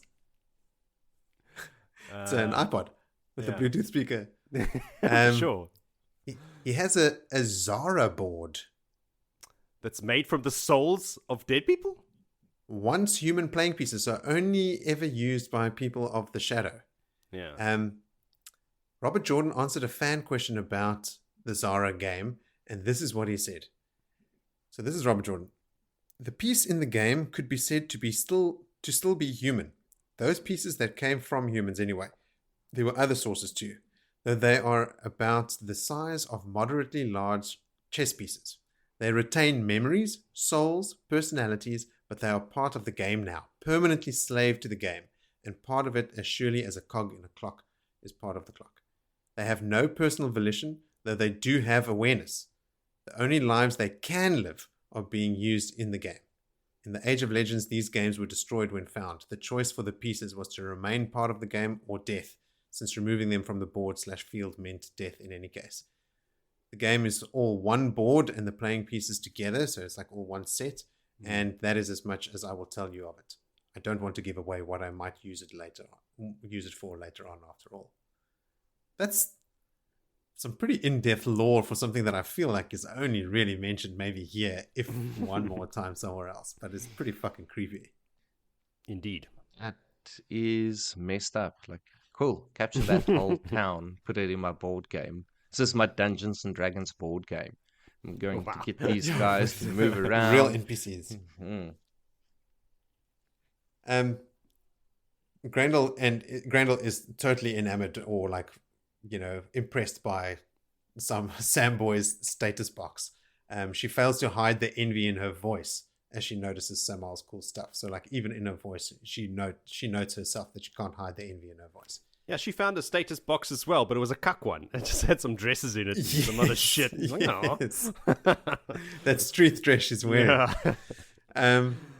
And I've got to note, of course, Sammael found a status box. He's the one Forsaken that has matched my expectations of the other Forsaken concerning searching for Ungreal and other trinkets of power. So he's been searching actively for stuff, found a status box, and got a bunch of cool stuff out of it. Someone finds a golem in a stasis box. Yeah. Was it not Sammael? I think it was. I will not put my hand on heart for that one. We'll put a pin in that one. But they talk here about Agenor and Sammael's talking. They've got what are they? Jumara in the Blight. They call them worms, like laughing about it. Then they talk about what a crazy person Agenor was, and it's like only an insane person would make a golem. Is this the first time we read the word golem in the series? It's the first time I remember reading about it in the series so far. No? The golem is the frog thing, the 3 eyes, or? No. That's a grolm. The golem is the thing that can squeeze. It looks like a human, but it can squeeze through like narrow gaps and doors and stuff, and it drinks people's blood, and it's what rips people apart. Like it's the thing that Matt fights over and over. Unkillable. It's immune to the power or something like that. The only thing that can harm it is Matt's medallion, which is also immune to the 1 power. Oh. Do you not remember the golem? No.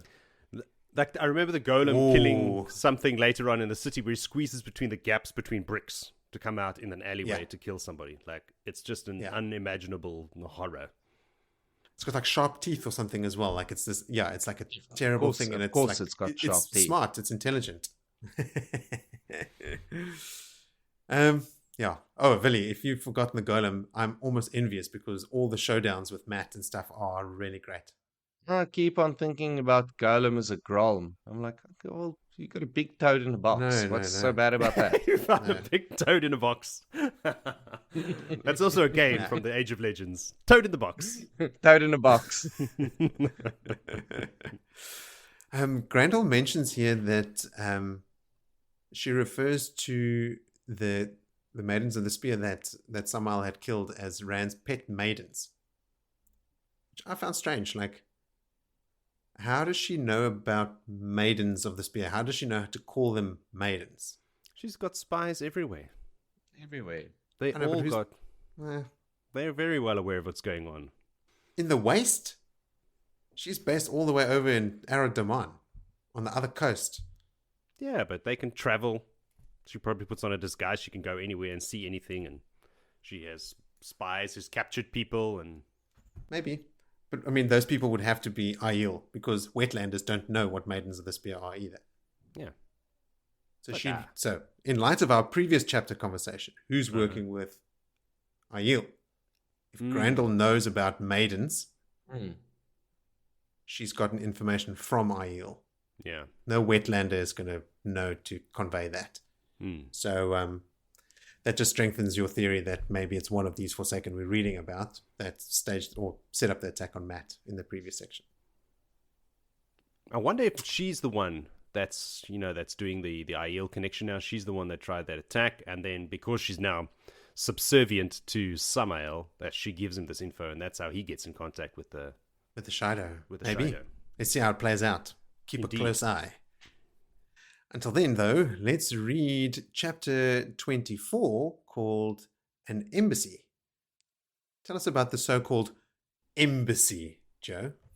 I always thought an embassy was a building, but apparently it's also the people in it that can travel around. Whatever. I called an envoy. Yeah, that's what I thought. But I double-checked Envoy, it. emissary, embassy. Is an emissary one, and the plural of emissary is embassy? Envoy. This could be very easily solved with a quick Google. No Google for you. No, let's leave it hanging. That's going to kill me. We're with Egwene, or Egwene, or Gwene, depending on how you pronounce it. She's back. Mm-hmm. She's threading her way through the crowded streets of Cairhien. The wise ones have agreed that walking in the city is just as much exercise as walking circles around it. She is stoked to be back in the city, surrounded by people. It's super hot. People are shouting and selling their wares and blah, blah, blah. I'm going to really just skip over all of that crap in the chapter. But yeah, there's a lot of life going on. And people with wrinkly apples that cost a fortune. She's in full Aiel Wise One garb, so everyone thinks she's an Aiel without noticing her eyes and her hair. She's thinking how stupid these people are. But it's her. This whole chapter is her thinking like an Aiel instead of like a wetlander. She spent too much time with them because obviously, I mean, the average person doesn't know that Aiel have orange hair and blue eyes only, or grey eyes or whatever. Like they don't know that stuff. They just see you dressed like an Aiel. They think you're an Aiel. But she's like, how stupid these people are for not noticing. People are keeping a wary eye on her, like shopkeepers are looking at her in case she tries to steal, these pesky Aiel thieves and whatnot. And what I think is a Kandori man checks her out because he's got long hair and he's got two swords on his back. I thought, aren't the Kandorans those kind of people with the double swords on their back? It's one of those, either them or the Araphelians. Types. Araphelians. Araphelians. A-holes. Shame. This guy's a bit of an a-hole. But, I don't know. She's checking him out because she's just staring at him. She's zoning out. So he thinks, oh, hey, baby. And starts walking towards her. And she realizes, oh, shit, he's coming towards me because I'm looking at him. So she gives him a look where she's trying to imitate a combination of Swan and Sorelea, which is the most frightening thing I can imagine. And it works because he stops dead in his tracks and just like, whoa, fuck, all right, I read this situation wrong, and then walks away muttering Fleming Aiel under his breath because even he thinks she's Aiel. We also learned that she will be back to training, or soon will be back to training. The Wise One thinks she's fully healed now. She's no more headaches and all those things. I get the impression that she really doesn't have headaches anymore. She's not just bullshitting there again. She's also thinking about old Mangan. He was hanged. Remember him? Apparently he put the noose around his own neck, cracked a joke, and took it like a champ. It was very funny, apparently, to the other Aiel around there. So he's dead. On her So he put the noose over his own head, and then he goes, I wonder if this rope will break my neck, or if my neck will break the rope. Yeah. And then all the Aiel burst out laughing. And then repeat the joke. And then he just, jumped off the box and broke his own neck and died. And they were like, that was funny. He was a good guy. Yeah. He was a good guy. I remember old Mangan. Yeah. So anyway, moving on. She's on her, continues her work, and she overhears people talking about all the rumors floating around. I've got a list of rumors that are floating around here for anyone who's interested. The tower is divided. There's a civil war between the Aes Sedai. That worries her. That second part, I think it's more like a cold war. There is some animosity between the split tower. Another one is that there have been Trollocs seen around the city, hundreds of them, and she's like, there's no ways, man. The Aiel would have seen them. But where would this be coming from?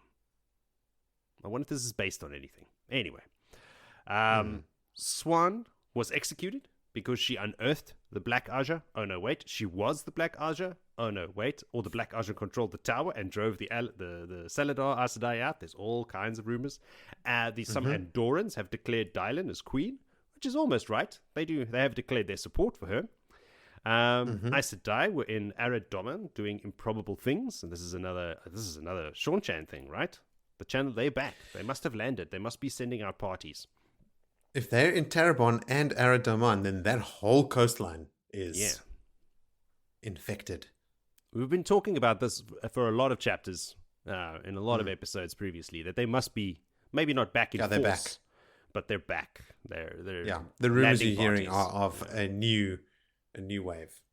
The prophet was coming to Cairhien. He was also crowned king in Gaelden. No, Amadisia. That was funny. Amadisia, the prophet. But sure, why not? It's a rumor. Go for it. The crazier, the better. Oh, no, wait. The Dragon Reborn had him executed for blasphemy. So he's dead. Don't worry about it. Berylyn was to be crowned queen of Cairhien. Well, almost. She is in charge. Oh, and also Rand is a Forsaken. So there's... of course. Lots and lots that of old chestnut. That old chestnut. There's lots and lots of cool little funny rumors floating around. So she breaks up a fight along the way too with her skills of confusion and bafflery. Some 4 guys want to beat up some skinny dude for saying something about, I think it's Rand being a Forsaken. I think that's the comment. Or whatever. It doesn't really matter. And she's like, how dare you? This is so dishonorable. 4 of you against 1. You should go fight him 1 against 1. And the skinny guy's like, wait, whoa, fuck. I don't want to fight anybody. And while she's busy confusing these 4 guys, the skinny dude sneaks away.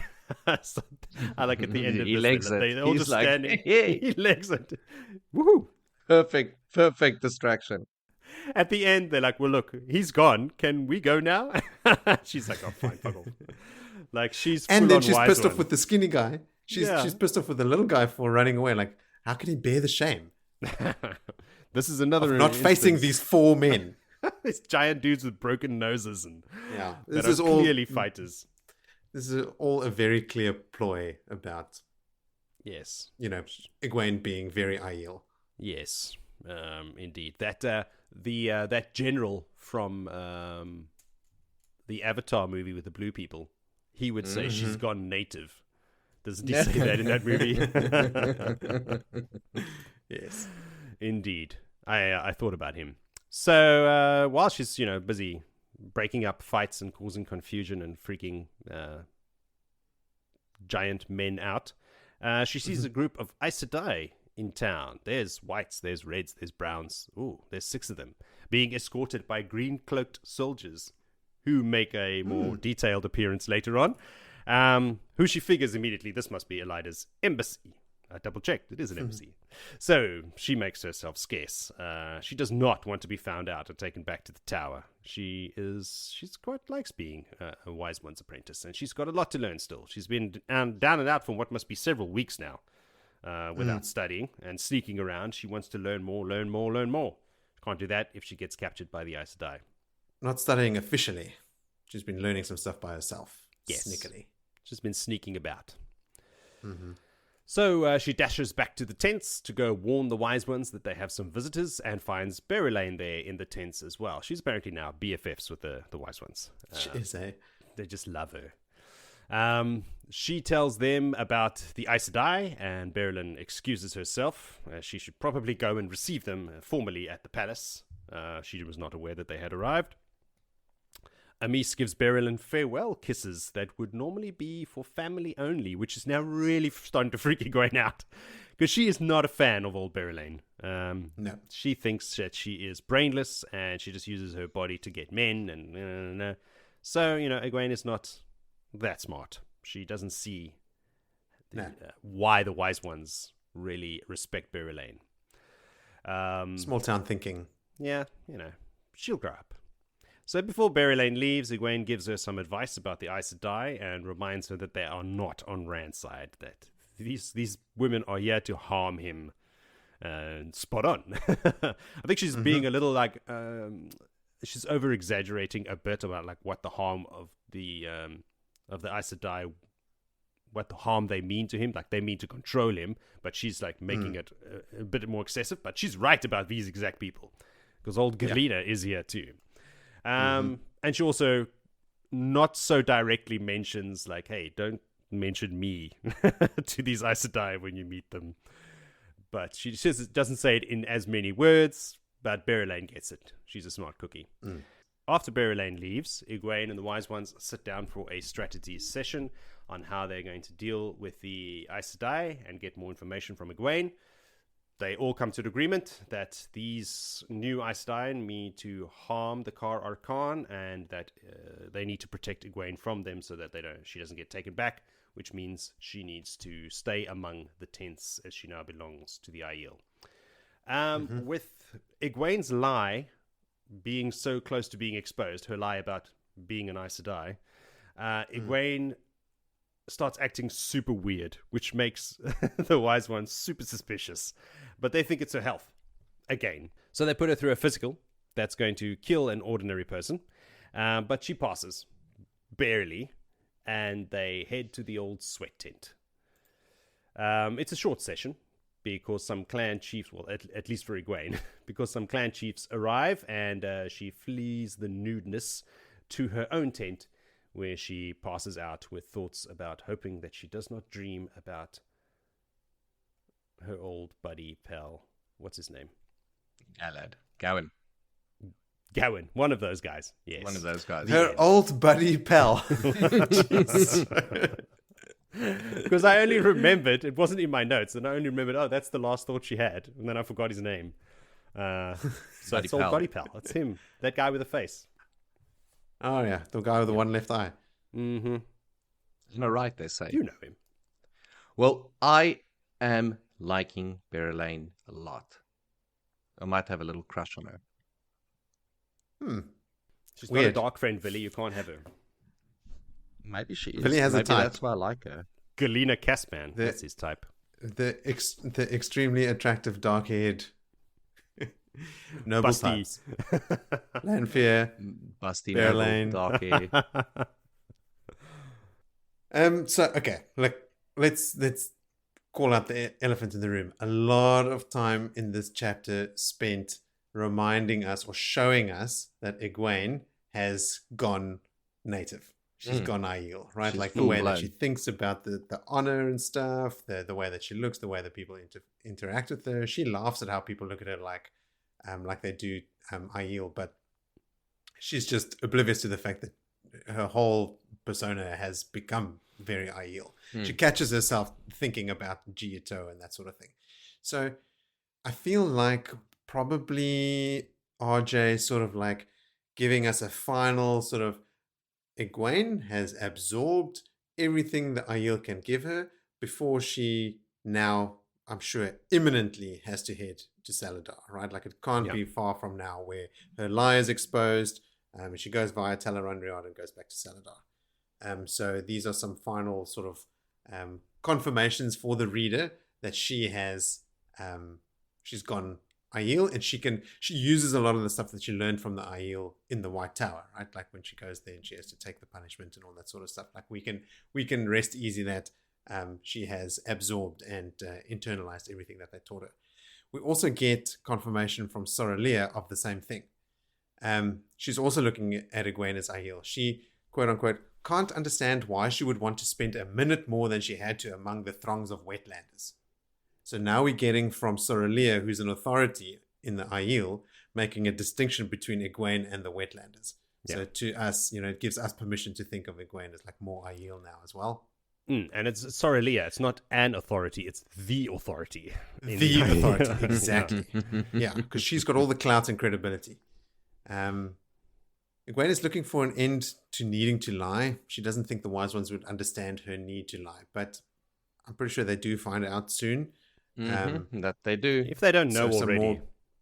No, they don't. Or suspect. No? Yeah.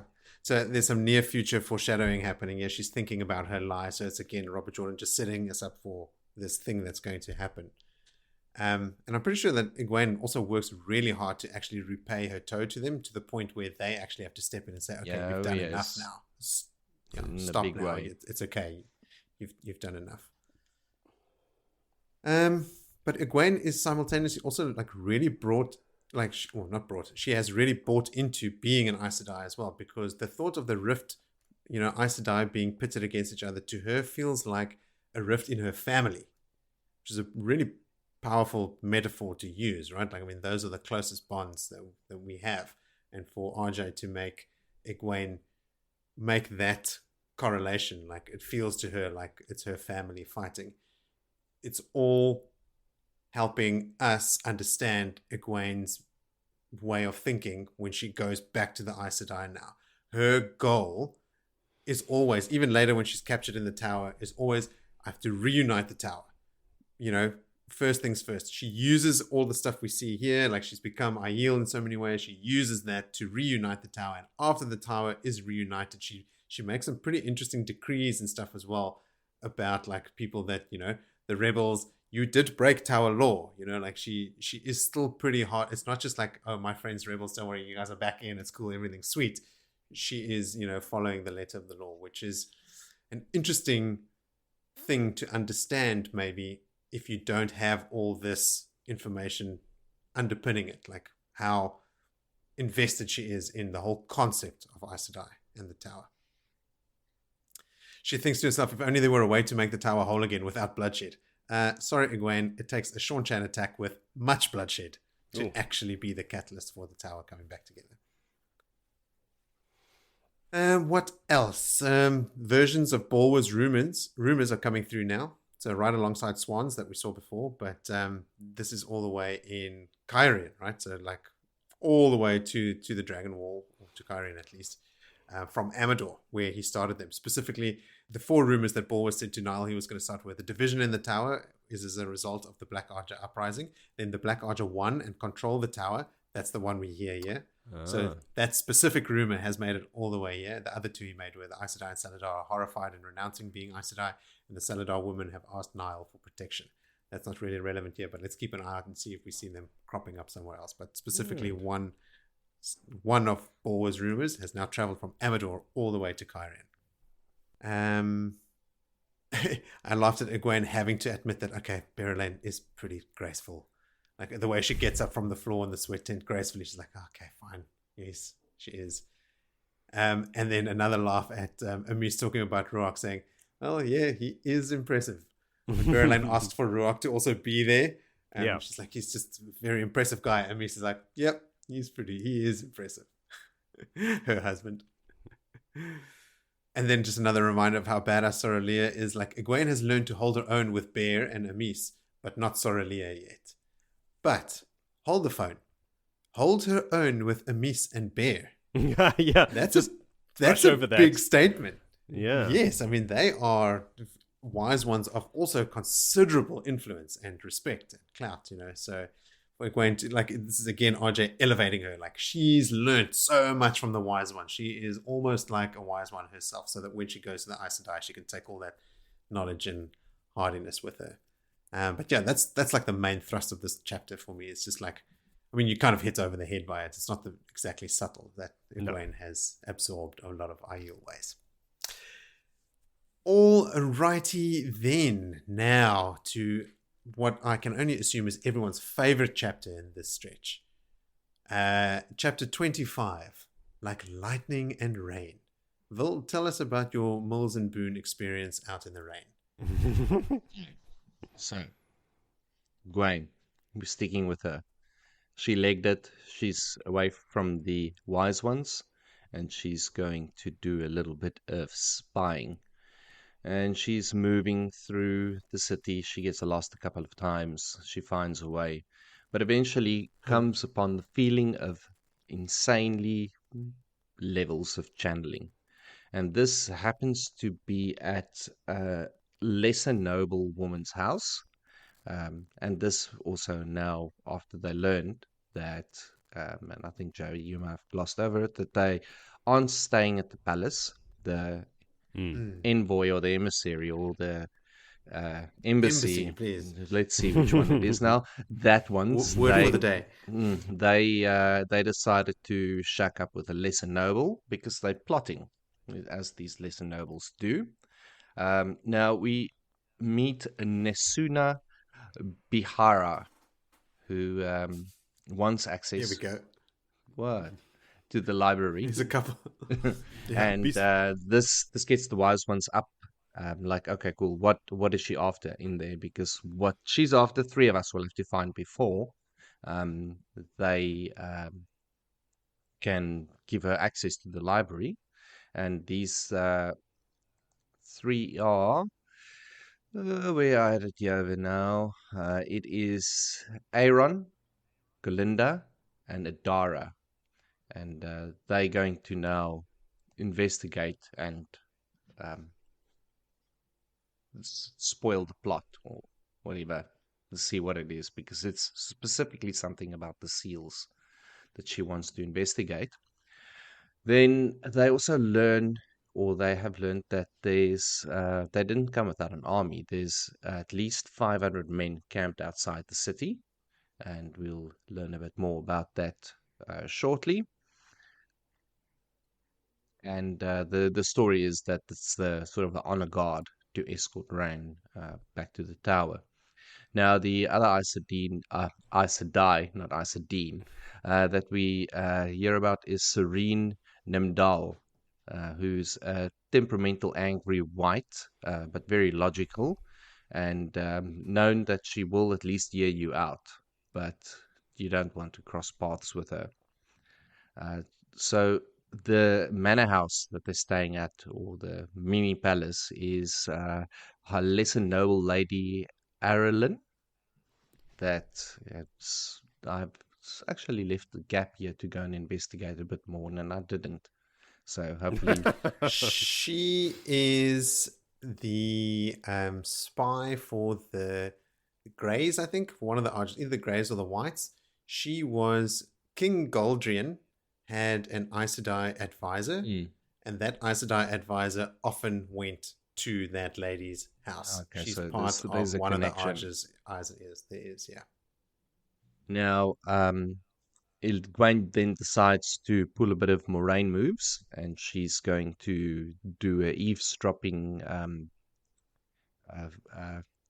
weave, but very carefully. But she picks up some maid gossip. She gets a sort of like a half conversation. It's just jumping from window and room to room, window to window, and then she picks up, I really believe this is necessary, Cairhien, and then she misses that conversation, and she just picks up other gossip. And one of the things that she did pick up is that the wagon that left earlier did indeed have this Lady Arelyn in it. And with that, Nesuna also then appears at the door, and she departs the tower. And this is where Egwene decides, you know what, let's leg it and not get caught eavesdropping before we get into a little bit of trouble. And as she legs it around the corner, she runs into a brick wall. Except the brick wall is not a wall at all. It's not made of bricks. It's made of gowan. And it's made of tools. It's made of man. And all she can think about is her dreams. And G-Man is just concerned that he hurt her. And he's like, okay, cool, didn't hurt you. And Egwene then hops up and, still moving, grabs him by the arm and leads him away to safety so she doesn't get busted. and G-Man's all impressed about her dressed as an Aiel spying on the Aes Sedai because he knows who's in the house. That's kind of what he's sent to guard. He brought them. Yeah. And she quickly is like, look, I need to ask you a favor, but I need to speak to you privately. And she zooms him off, I think, to an inn or something. Down an alley or something. I also had a hard time picturing this. Was down an alley and then into a building with like a storeroom or something? Yeah, I don't know. Like just somewhere they could be in private. Yeah, just dodged. She can zoom him off. And this is where Egwene finally corners him about how he could be standing up for Elida. And he's like, no, he's just doing what he should be doing as a soldier. Like, just trying to, I don't know, be coy about it. But Gawain then lets rip about his anger towards Rand anyway, because Rand murdered not just his mom, but he also believes his sister. And Egwene is like, look, no, I can tell you that for one, your mom wasn't killed by Rand. And if you can just hold back and not do anything to Rand until I can find you the proof, but I will be able to find you the proof. We all know the proof is in the fact that she's still very much alive. And she's like, your sister's fine. I can't tell you where she is, but I can tell you for a fact that Elaine is not dead. She is very much alive and kicking somewhere and looking for the bowl of winds. But she doesn't say that, but obviously. Egwene pretty much straight out tells him that she expects him to be his warder. And he takes it as a joke at first. But she's like, no, I love you. And then we get some bills and boons. Love, I love you. I love you. And Gawain's like, love, shock kisses, and dream stuff. And then Egwene realizes that the kiss is better than the dream kisses. And Gawain carries on with how he loves Egwene Alvia. And yada, yada. Life carries on. Egwene asks him a second thing not to tell the other Aes Sedai that she's there, and he's like, "Sure, babe, I won't tell them." So he's in the lie.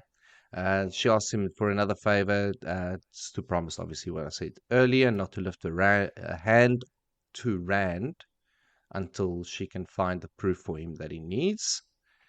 Gawain then throws the dice at a let's run away together plotline. Let's just leave it all behind us. I've got a little bit of money and an estate. We can go live on the land and lord some people around. But she's like, nah, this is for fun. This is not what she's up to. But also saying like what are those Aes Sedai up to? But in reply to his runaway dreams, she's like, no. And Gawain then kisses her hands, gets her digits. So she tells him where he stays. So he got her address so they can hook up later for more kissy action. And they move on. Egwene is now on the move and still thinking very much around what are these Aes Sedai plotting. Then we get into some plot business because we've got Catherine Allurin and Lady Colivia having their little plot moment. Just a quick name drop of who's plotting with who, followed quickly by plot number 2, where Nassoon and High Lord Maelon has got their little plot for power, because same story to both of them. Obviously, removing Rand from the city is going to leave a vacuum of power, and vacuums need to be filled, and we want to fill them with loyalists to the tower.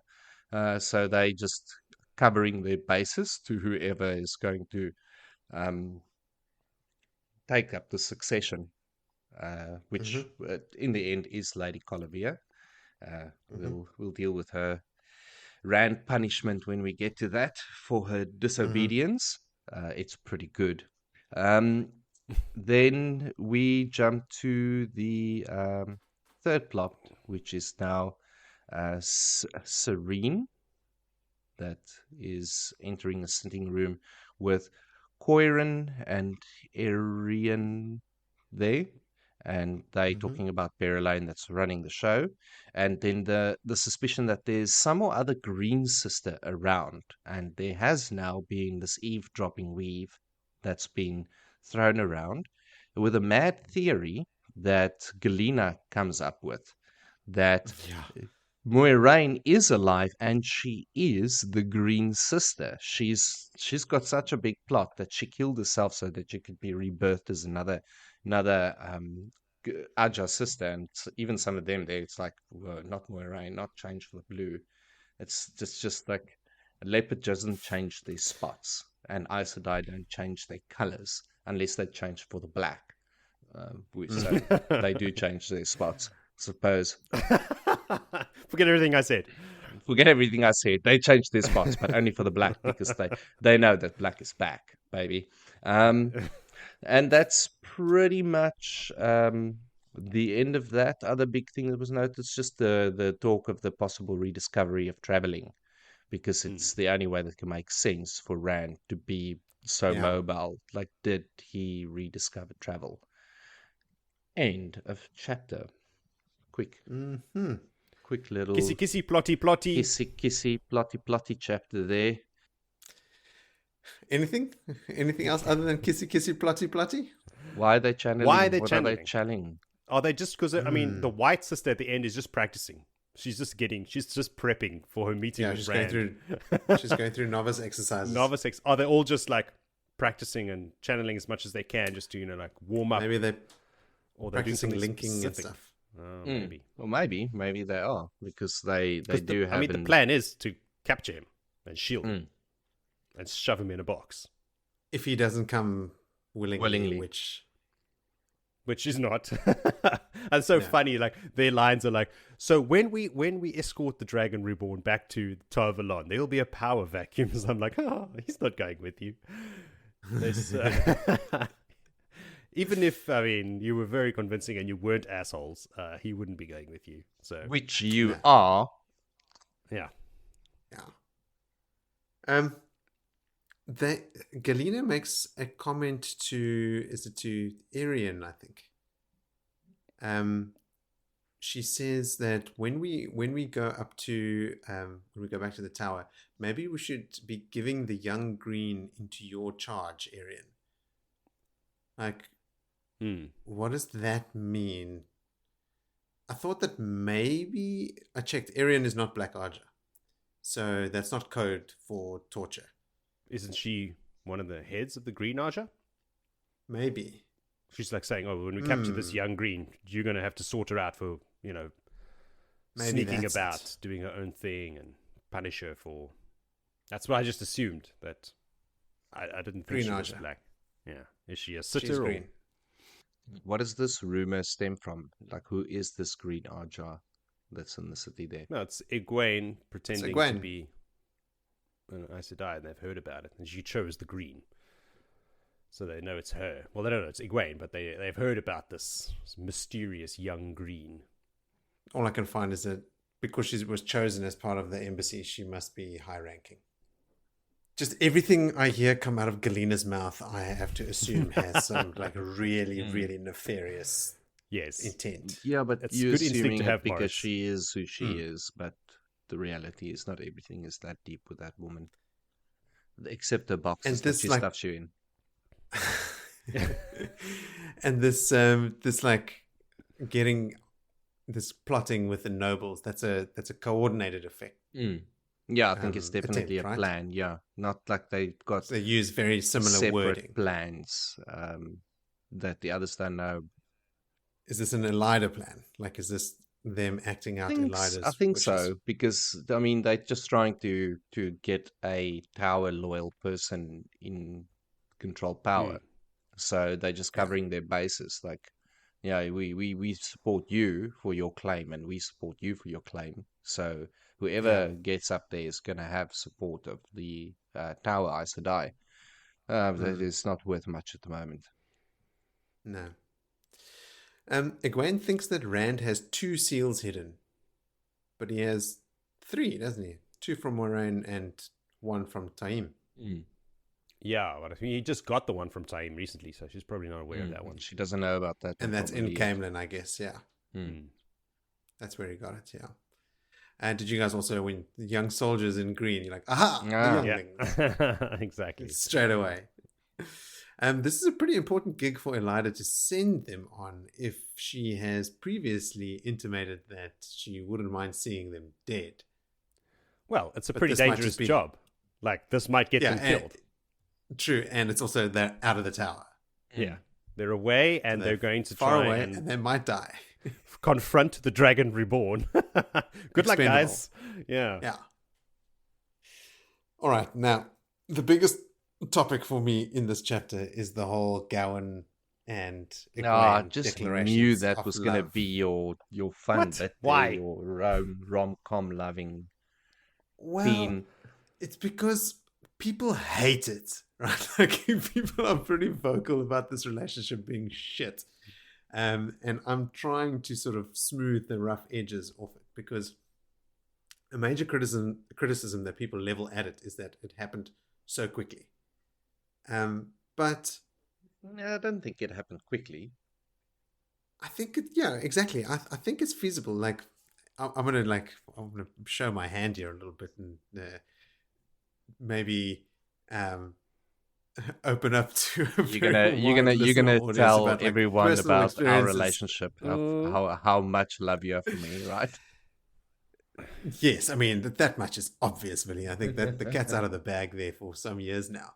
But have you guys ever been in a position where you've been like immediately, I mean, as a young man, right, been immediately attracted to a woman, and then like see them a couple times, maybe have a couple short interactions, and become like quite infatuated with them, thinking like, man, if I could ever have a relationship with this person, that would be the best thing that's ever happened to me, right? Like, you can, as a young man, I certainly, fell for girls on a couple of occasions quite easily. You're a hopeless romantic. Every time. Yes. So it's easy to build up a romance from very little, right? So in my notes here, I've got for a man, or maybe more specifically, for me. But Egwene has also by this stage spent a lot of time with Gawain in his dreams. Like, it wasn't just that one time. There've been other times as well that she's alluded to. So there's definitely enough of a spark to very quickly fan into a flame. And Egwene also, other than Rand, has not had any other relationships, right? Like, she was sort of like into Aram very quickly when she and Perrin were among the Tinkers. And also, I mean, I don't want to sound crass, but she is a virgin. But she has had sex with Gawain in his dreams. So just imagine what that does to her emotional state, right? Like, she's a young woman who has had sex with this person that she is physically attracted to, and now he is here in front of her after an extended period of time to let these feelings sort of grow. Like, they were, the catalyst happened some time ago, and they've sort of just been left there to grow. And because they've both been interacting in dreams, that's been sort of kept alive and sort of again fanned that flame a little bit. Yeah. So I think it's very plausible for them to start like making like over the top declarations of love at this point. Yeah, look, I think the people's hate is not that there is a relationship, it's specifically towards Gawain, that he's a nothing character. Like, like he's like Gallad light. Yeah. I don't know. I think it's there are numerous criticisms that people have leveled at this relationship. Also, just how they treat each other, how, the role that Gawain plays. Like, he also, like, some of his actions in service of this relationship are also not great. We haven't seen evidence of it yet, but certainly one of the criticisms I have seen is that it happened so quickly. Like, where did this come from? How can they just be so in love? I think the criticism is that Robert Jordan is not good at writing romance. Like, all the relationships happen quickly. In the book, Nynaeve and Lan happens in book 1. And it's like, where the fuck did this come from? Like, we saw it now upon our third reread. I mean, Maerone and Tom as well. Like, where the fuck did that come from? All the relationships was like, where the fuck did this come from? So that's just par for the course, basically, with romance, but specifically, I think like the Gawain is just unlikable. He's moody, he's pretentious, he's immature. He makes dumb decisions. He's rash, and he's like, "Oh, Rand killed my mother." And it's like, really, there's no proof. Like, you heard it from one guy in a field once. Yes. And now you want to murder the Dragon Reborn? Like, there was what? no Aiel in the area. No Aiel. 100 miles. Yes. Yeah, like, he's silly. And that's, I think, like, Egwene can do better, basically. All right. Well, the reality is that we are not reading Mills and Boone, and this isn't a love story, and it's multiple love stories. Yes. There's multiple love stories that happen, but it's not the crux of the story. We're not here for the love story. Pardon the phrase, it's not the central thrust. Is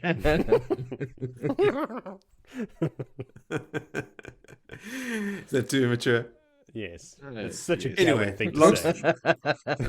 Long story short, I don't see any problems with this relationship yet. No. I will leave the door open for him to act badly, but I have, in previous episodes, defended what I've read thus far. Even the Lan and Nynaeve stuff, I don't think is so egregious. And I've told you as well that when we read the parts in Tyr where Tom and Maerone interact, I said at that time, like, there's off-page stuff here that we are not reading about that I can absolutely see as enough of a basis for a relationship. But anyway, enough of that. Yeah, like back at the tower, Egwene and Gawain, had at many occasions after training at the training yard, ended up rolling around on the hay bales, snuggling and having long discussions. I mean, it's just not written about. It did? No, that didn't happen. Oh, it's just not written about. I'm looking, what the fuck? I don't remember that at all. This is Willie and his fanfic again. He's having trouble keeping the two separate. Okay, so from connecting our own fanfic lines to chapter 26 called Connecting Lines, please connect some lines for us. Jody. Segue Mo. Yeah. I'm working hard here. The sweat dripping off your nose. Yeah, so connecting lines. Rand. Yeah, we're back with Rand. He is finally observing the Saldean cavalry going through their maneuvers. Bashere has been begging him for fucking months to come and have a look at his men. So there's 9,000 horse running all over the hills, and they start with some very impressive tactical charges, splitting up and, flanking maneuvers. And then they end up just doing circus tricks, right? Like, yeah. I thought this was super weird. I was also like, how is this useful? Exactly. I thought these guys are impressive. But like, hey, I'm handstanding on the back of a horse. And then when they like jump off the seat and then jump like on the ground and then flip over the horse again, I'm just watching this going, what the fuck? Anyway, I think what it's supposed to show, and I don't mean from RJ, but from like Davram Bashere to Rand, this like show that they're putting on is supposed to show how deft they are at handling horses, which will be a reality in battle. They won't be doing specifically these maneuvers, but they are so comfortable with these horses that they can do even this outlandish shit. Yeah, well, maybe I had to tell myself to justify this absurd behavior. It's ridiculous. It's almost as ridiculous as company shall proceed at a trot. Yes, they should have taken some lessons from Bashere. But yeah, I think maybe it's because they've been put off so many times. Like, they were going to do one where it was just charging and tactical maneuvers, and then another presentation where it was some tricks. But they got this one shot. They got him. They better do everything they possibly can in this one time. So that's what they're doing. But yeah, it's impressive. Yeah, you guys are very good. The wags are there too. The wives and girlfriends, as you know, that they the Saldeans travel with their wives and families when they are there, and they are led by Dira Nigalin to Bashere, who it would appear that your seniority among the wives and girlfriends is determined by how long your name is. That's why she is in charge, and she is a formidable woman, and she does not like Rand. Rand has seen enough, and Deira is freaking him out, so he leaves. He tells her, well, you can tell your husband that I am very impressed. Goodbye, I'm going now. This is much to the amusement of Lews Therin in his brain, who's giggling and laughing. He's like, yeah, watch out. You don't want to piss women off. They're just as dangerous as men, if not more, and will kill you for less. So Rand wonders about this madman in his head all the way back home. He's thinking, like, how am I supposed to do what I'm supposed to do if I'm like literally insane? I think this is perhaps going to get in the way of saving the world and defeating the Dark One. It's like, yeah, you're going to have to figure out how to deal with that dude. Upon arrival in Cairhien... But wait, Jody. What? Immediately after that thought, when he goes, if he went insane, how would he do what he had to do? But he had seen no sign of it. What, of the insanity? Yes. He says to himself, he's seen no sign of insanity yet. That is the I true... must have just skimmed over that because my brain just mark of a man not accept that is that. insane. I made that as a note with ha ha ha ha ha, really, Rand? Yes. All right, so this entire conversation you've had with this giggling dude in your head is not It's a sign the of immediate insanity. next line. All right. Okay.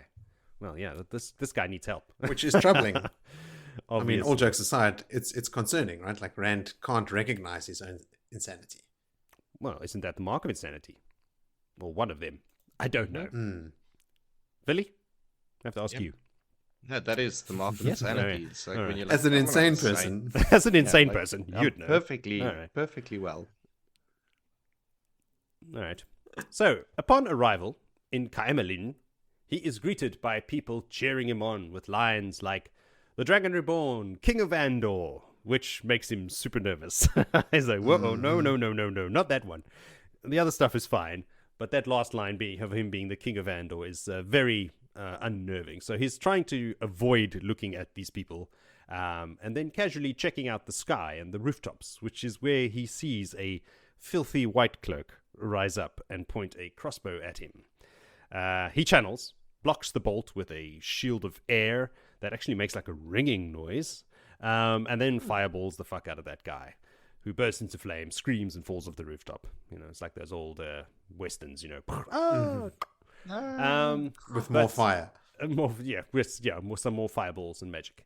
But he is immediately tackled out of his saddle by a maiden called Desora, who smiles one last beautiful smile at him before dying in his arms with another crossbow bolt sticking out of her ribs. So she used herself Second one, the true murderer. Because he was so busy looking up, he never saw the other crossbow man on the ground, and she jumped in between that and took the bolt in her ribs. So he's lost Saldean, along with his breath, when he hit the ground after the tackle. I imagine this is how Dan Carter felt after Bismarck Duplessis tackled him. Rugby reference there for our international view. I then this is what reminded me, and then I went and watched it on YouTube again. I watch it like a couple of times a year just to make me feel good. So if you haven't, go and Google that, people. Check it out. So he's seized by the Aiel, who form a wall of bodies around him, and he notices again that like 3 of the Aiel are already down on the ground. There's just utter chaos going in. The Aiel also say like, well, this place is like a rabid warren. There's no way that they can defend themselves, so they're just going to stand out here in the open and just make a human wall and just take as many shots as possible to protect the Dragon Reborn. They have no fear about that. But as quickly as it started, it's over, and they have some prisoners. They got 4 filthy, grimy white cloaks, which are obviously, in this case, Payton Fane's men, right? Yes. I'm right about this, though. Are they grimy? No. Okay, cool. They're Yes. Very grimy, grimy. yes. These are them. So grimy, super grimy. When I said filthy white cloaks earlier, it's it works on 2 levels. So Rand wants to. I had observed the other level. Yes, Rand wants to balefire them, mostly because it would undo the death of the maiden. But Lews Therin in his brain is like, no more, not with the balefire, please. So he opts for just hanging them. A good old hanging. That'll do. He's used to hanging people now. But one of the guys they captured is a whiny baby who doesn't want to get hanged. and he begs for his life. So Rand ties him up in some air and threatens him and tells him, all right, you want to live? Then you take this message to old Pedron Denial, who he thinks is obviously behind the attack, since these guys are white cloaks. It would be a logical assumption to make if you did not know about old Paden Fane's men. And says, all right, fine, you will live, but you'll go back and you'll take this message that I'm coming for you. You made a huge fucking mistake trying to pull this off. And he's like, all right, I'll tell him. The other 3 dudes are not happy with him. They give him a little spit. So he goes over to Desora's body to lower her veil and study her face. Like Arya Stark and Santa Claus, he is making a list. And all of the maidens that die under his command. And just generally women as well. Just to review that, he went to remove the clothing of a dead person to study them. That's a mad man. So just her veil, because the other maidens had put her veil up because she died in battle. So he was like, no, I'm going to just pull it down so I can see her face. Her face, that's all.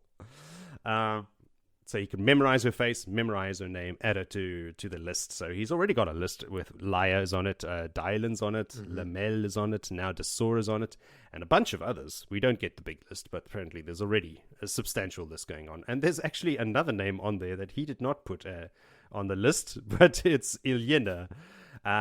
She's on the list too. Someone snuck that name in there while he wasn't looking. And I thought it was funny that if you pronounce... Ilyena's full name, if you pronounce her last name like Afrikaans, it's Ilyena Theron Murele. Have you seen that? Go check it out again. Which I thought was hysterical. You're going to have to translate that. Murele is punch them or kick their asses. Yeah. Beat them up. Beat them up. So Ilyena Theron Murele. There are other casualties on the street as well. So it wasn't just the White Cloaks that got killed and the maidens and the Aes Sedai, the Aiel, but there's also just some random woman who just happened to be on the wrong street at the wrong time. She died instantaneously.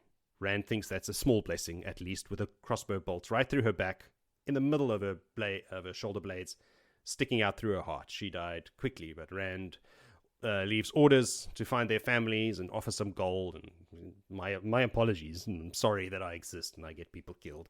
But then jumps back on his horse and gallops back to the palace, leaving the Aiel behind. I'm thinking, oh, Rand, you're playing a dangerous game here with these maidens. They are eventually going to explode with this treatment, this utter lack of honor that he is showing them. Upon arriving back at the palace, he meets old Mistress Halfwar, First Maid, which is badly named. She's in charge of everything, who tells him that a Seafolk delegation has arrived to see him, led by the Wave Mistress of Clan Catalar. He tells her that he will meet with him in the afternoon. Apparently they are not staying here in the palace, but that they have taken rooms in some inn in town. The Aiel catch up with him at this point. They are none too pleased, as I predicted earlier. They agree that 2 will stay with him, as per the new agreement, to guard him while he's in the palace. He doesn't need 40 Aiel trailing behind him at all places.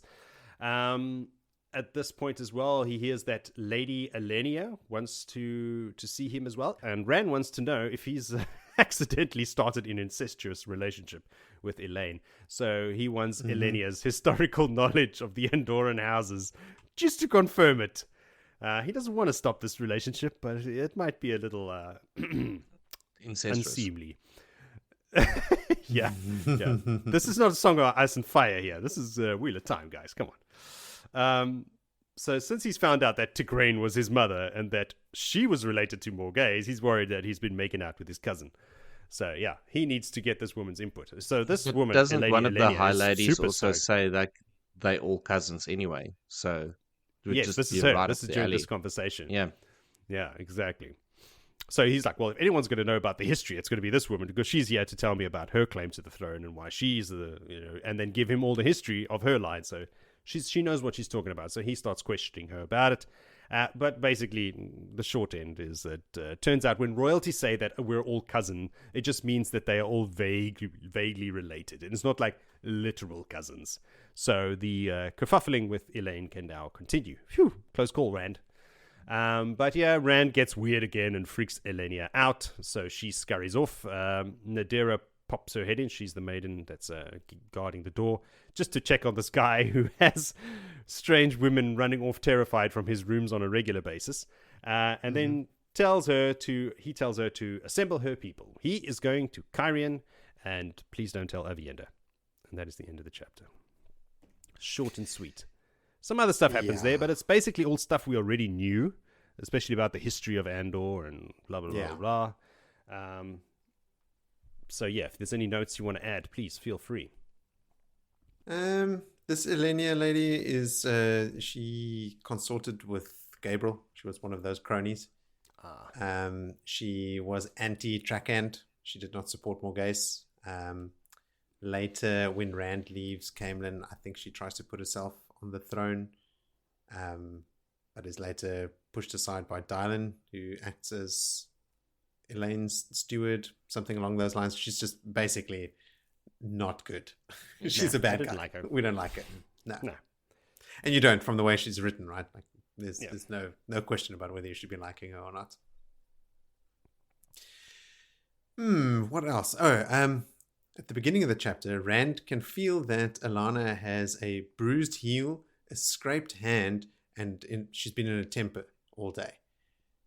A bruised heel and a scraped hand, that's very specific. That's much more specific than I remember that water bond being. Like, I've always, like general pain or fatigue and that sort of stuff. But I think it also changes depending on how far away they are. Like when he's in Camelin and Alana's in Camelin, he can feel... she scraped her hand and she bruised her heel. But that was a good reminder of just how intense that bond is. Well, if you can feel that little bit of pains of a scraped hand, the poor Lana is in constant agony, feeling his side wound. His throbbing, unhealed wound. That's a good point. Like, he's in agony with it because he just tunes out of it. And whenever he channels and fights a big battle, the thing bursts open again like a rotten pimple boil. And it's just... You had a camera following Alana, like, periodically she just, like, falls in a puddle. Thrashing with bonitis. Hectic. I had a note here. Poor Desora, she dies smiling, knowing that she used her life to save the Kara cards. So it's like, great honor... meets death with a smile on her face. Like she's smiling because this is the greatest thing she could have ever done. It's a purpose. So she's dead, but she's got a big smile on her face. Oh, Desora. That is the Aiel way. I'm not surprised. She'll be remembered as the maiden that fell for the Karakan. Took an arrow for him. It's like a family will have a little temple to her where people can go and pay $5 to touch her feet or something. I mean, the honor that she would have earned, right? Like that's much their entire purpose. Yeah, like the maidens, that's what they are living for, is to protect Rand. There, she saved his life. Yeah. That's Diamond G that she got. When Rand has those guys all rounded up, the Aiel rounded up all the White Cloaks, and they're talking about them. The Aiel say that these guys weren't the crossbow firers. Rand goes, so. None of these guys used a crossbow? Hang them. Like you said, Jody, it's so easy for him to hang people now. It's like real easy. The question he asks is, none of them used a crossbow. And the Aiel confirmed this. And he goes, hang them. You'd think like they were crossbow wielders or they had killed some of the people in the streets. But no, they did not kill any of the people in the street because they didn't have any crossbows or weapons or anything. They were just part of the operation. But the sentence is immediately just 2 words: hang them. Yeah, well, they're involved. Hardcore, obviously. No, it's. I thought there was going to be some interrogations, some more like, okay, we've got some guys to question. Oh no, fucking kill him! Cheers, I'm going. He's out of there. I mean, it's not a secret that there's a lot of people out there that wants to kill him. It's like okay, cool. He just writes it off to Pedronal like White Cloaks. That's it. He doesn't think Paden Fane. It's just like cool. You gather all the White Cloaks that were here with arrows, arrow, no arrow. If they just use the word arrow, just gather them up and just hang them. But Rand has used hanging as a threat a lot. He did it in Tyr with the High Nobles when they couldn't come to terms with Berelain and Mayene. He made the decree in Cairhien for murder, you will be hanged, that sort of thing. But he didn't have to ever at any of those points say, you, like look a person in the face and say, hang this person. Like he never made that sentencing in the past. Where here, we had to do it with Mangan. So doing it with Mangan has sort of like opened the door for him. And now he's just saying, not if something happens, they will be hanged. Now it's like he's looking at these people and he's going, just hang them. These guys right here, hang them. Even though they didn't shoot anyone. And then he just jumps to another city, so he doesn't have to be part of it. Yeah, okay, what's happening back there? His slide into Tyrant is beginning. Yeah, but a maiden is dead. And you know how he feels about it. But that is not what the maidens want him to feel about it. He's the one. That's just a Rand. That's just him. Yeah, it's not retribution. I understand it. It's one of those things. I understand it, but I don't condone it. I don't like how quickly Rand is hanging people. Even White Cloaks. He doesn't know that they're Fane's White Cloaks or anything like that. Yeah, that's a missed opportunity. In his haste to hang them, he could have got some vital information there. If Fane shares information with his underlings. Yeah, well, they know that they work for Fane. But the other thing is Baden Fane, and I mean, nowhere is it said in the Holy Scripture that this attack is by Baden Fane. We surmise it by the fact that they are dirty, raggedy White Cloaks. But I mean, this could be hard-traveled White Cloaks. This could be part of Bulwer's, No. Not... Bulwer's not sending out assassins. Yeah. Bulwer's starting rumors and collecting information. Yeah, you're right. But it means... 100% Fane. 100%. 150%. Fane just strikes me as the person that would want to drive a dagger into Althor himself. That he wants that joy. He wants to see the pain in him. He wants, like the proxy killing through a third party for me doesn't like strike me as his modus operandi. Like yeah, it just doesn't. We're talking about a guy here that nailed a fade through the eyes that's non-existent to a door. It's someone that takes immense pleasure out of torture. And the idea that just go and end him doesn't strike me as Fane. It's just not gruesome enough. It's not public enough. It's not humiliating Rand in any way. And more importantly, he would want Rand to know that it was him that did it. He would want to cackle over his corpse. And so, probably. So for me, White Cloaks could be a distraction. It could be just kill some White Cloaks. That's why it's all dirty and get their garb. So it might even be Sammael that is just trying another avenue of taking Rand out. I don't think we've seen enough of a link between Sammael. It's it has to be either the White Cloaks, so Pedro Nile, or Baden Fane. No, those are the obvious. Or Jeffrem Bornold. Well, but he's more into Perrin than he is into Rand. He's drunk anyway. Oh no, Jason was other than Cairhien. Oh, they're all Cairhien drunk. is also not really. Yeah, they're all drunk, but Cairhien's not really interested in Rand, and he's down south. He's in Udar or something, isn't he? He's more concerned about his own skin at the moment. Yeah, he's certainly not concerned about his own family. Yeah, no, they did. No family left. So, on that bleak note, what was your favorite moments? Rand hanging 4 White Cloaks. Yes, it was definitely the highlight of these 6 chapters. I think the line like, yes, my lord's leg is not a side of ham or something. Thank you for educating me. Yeah, so dry and so funny. Yeah, like that's an honorable mention for me. Yeah, there's a few things that stood out that was quite pleasing. Matt and Olver's exchange.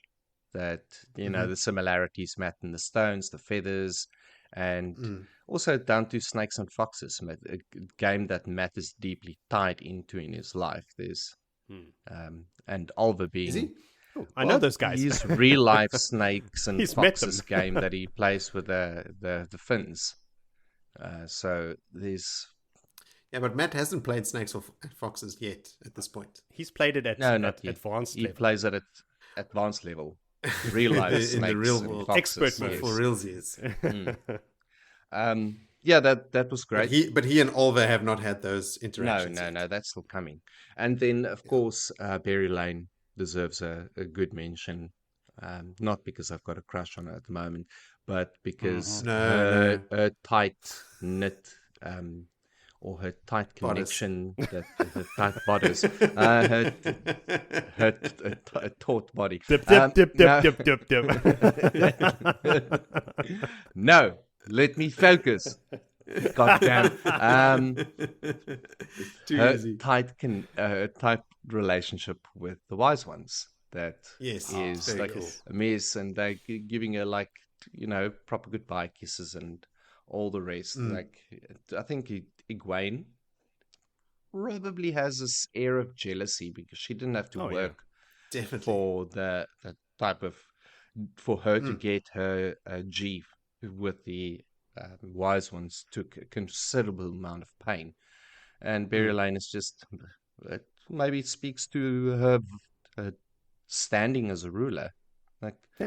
She's a well-versed ruler that uses all of her skills and techniques. And we are not privy to the interactions between the wise ones and Berry Lane. Who knows what she's told them about her life and how she has to operate and what she's done in Maerone, and how much honor how much G she's earned for being a woman in charge of a country, and that's constantly under attack, under threat. It's stuff that wise ones would respect for sure. Yeah, she's already paid her dues. Egwene is still in the process of paying them. Egwene needs to grow up still a bit.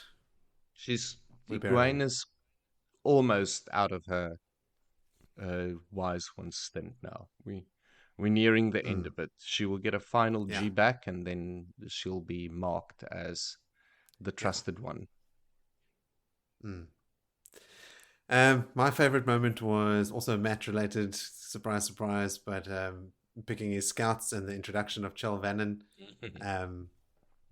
Like Adrian also said, it's just, and I sort of explained a bit, it is just such a cool way to show both Matt's nature and introduce a cool character. I love how Vannon is this totally, you wouldn't look at him and think he's a horse thief, right? I think Matt straight up says he's quite a big, fat, bald guy in a rumpled coat. He doesn't. He looks like he should be lying outside of a tavern or something. But he's this deft rider and expert thief. He was the last person when Matt's method was, okay, find me all the thieves and poachers and thing, and then he gets them closer and he goes, okay, now you guys tell me who are the really good ones, the ones that have not been found out, that no one's heard of. And then he gets another couple, and then he asks these guys, okay, so now you guys are supposed to be the really good ones, but who do you look to as the pro that Legends. No one would ever guess was and Vannon is the last one in that chain that he finds out about, and it turns out he's the best scout. See, now this approach to getting someone into your squad was not followed when they got Tyrone to be the getaway driver in Snatch. No. Okay, so I had one more honorable mention. The one was the interactions with Nerim, but then also Egwene becoming very Aiel before setting off to Saldean. I'm on record as saying how much I love Egwene's arc, and a big part of that is how she conducts herself in the tower, and that's straight up learned from the wise ones. So that's where we see the payoff here. To our listeners, send us your favorite moments. Send us your theories, clarifications, or just any messages at all. We read all of them. And leave us a voice message, and you can hear yourself on the podcast. Or follow the link to our store where you can find t-shirts and hoodies. We have a Blacksmith Wolf Brother Beefy Boy shirt that I quite enjoy. Or join our Discord server and have a chat about all kinds of stuff. Adrian has set up quite a diverse array of topics on there for people to discuss, and some of them have gotten quite lively. I'm loving it. All right, so all of that can be done via the links below in the episode description. Just tap and go. Next time on Blood and Ashes, we will do chapter 27 called Gifts, up to chapter 30, To Heal Again. It's 3 chapters. I'm watching you guys do basic mathematics. 4. I'm actually writing it down. Yeah, 4 chapters. All right. To Heal Again. I wonder if that's the chapter. Willie, shh. Willie, shh. Don't say it. Don't spoil. Oh, Willie, are you on the next book already? Yeah. Have you gone ahead? Where are you? Halfway through, a little bit further than halfway through Crown of Swords. Jesus. Ooh, nice. Yeah. All right. I'm going to finish Crown of Swords up. I've just had a terrible amount of work fall in the way of listening of audiobooks. Like, I don't get it. Like, they always want to have these conversations and meetings and strategy sessions, and I'm very happy just doing my paperwork and disciplinary and hearings. And... No, that hasn't come just yet. That was the previous job. Yeah.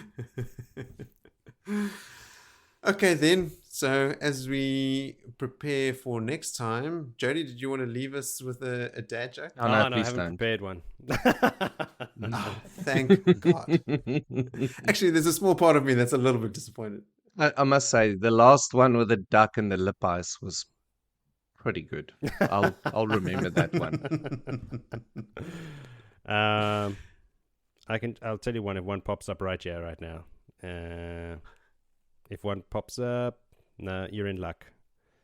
There's nothing. Okay.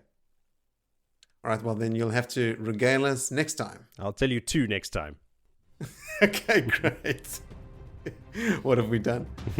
But until then, sleep well and wake. Peace out. Maybe.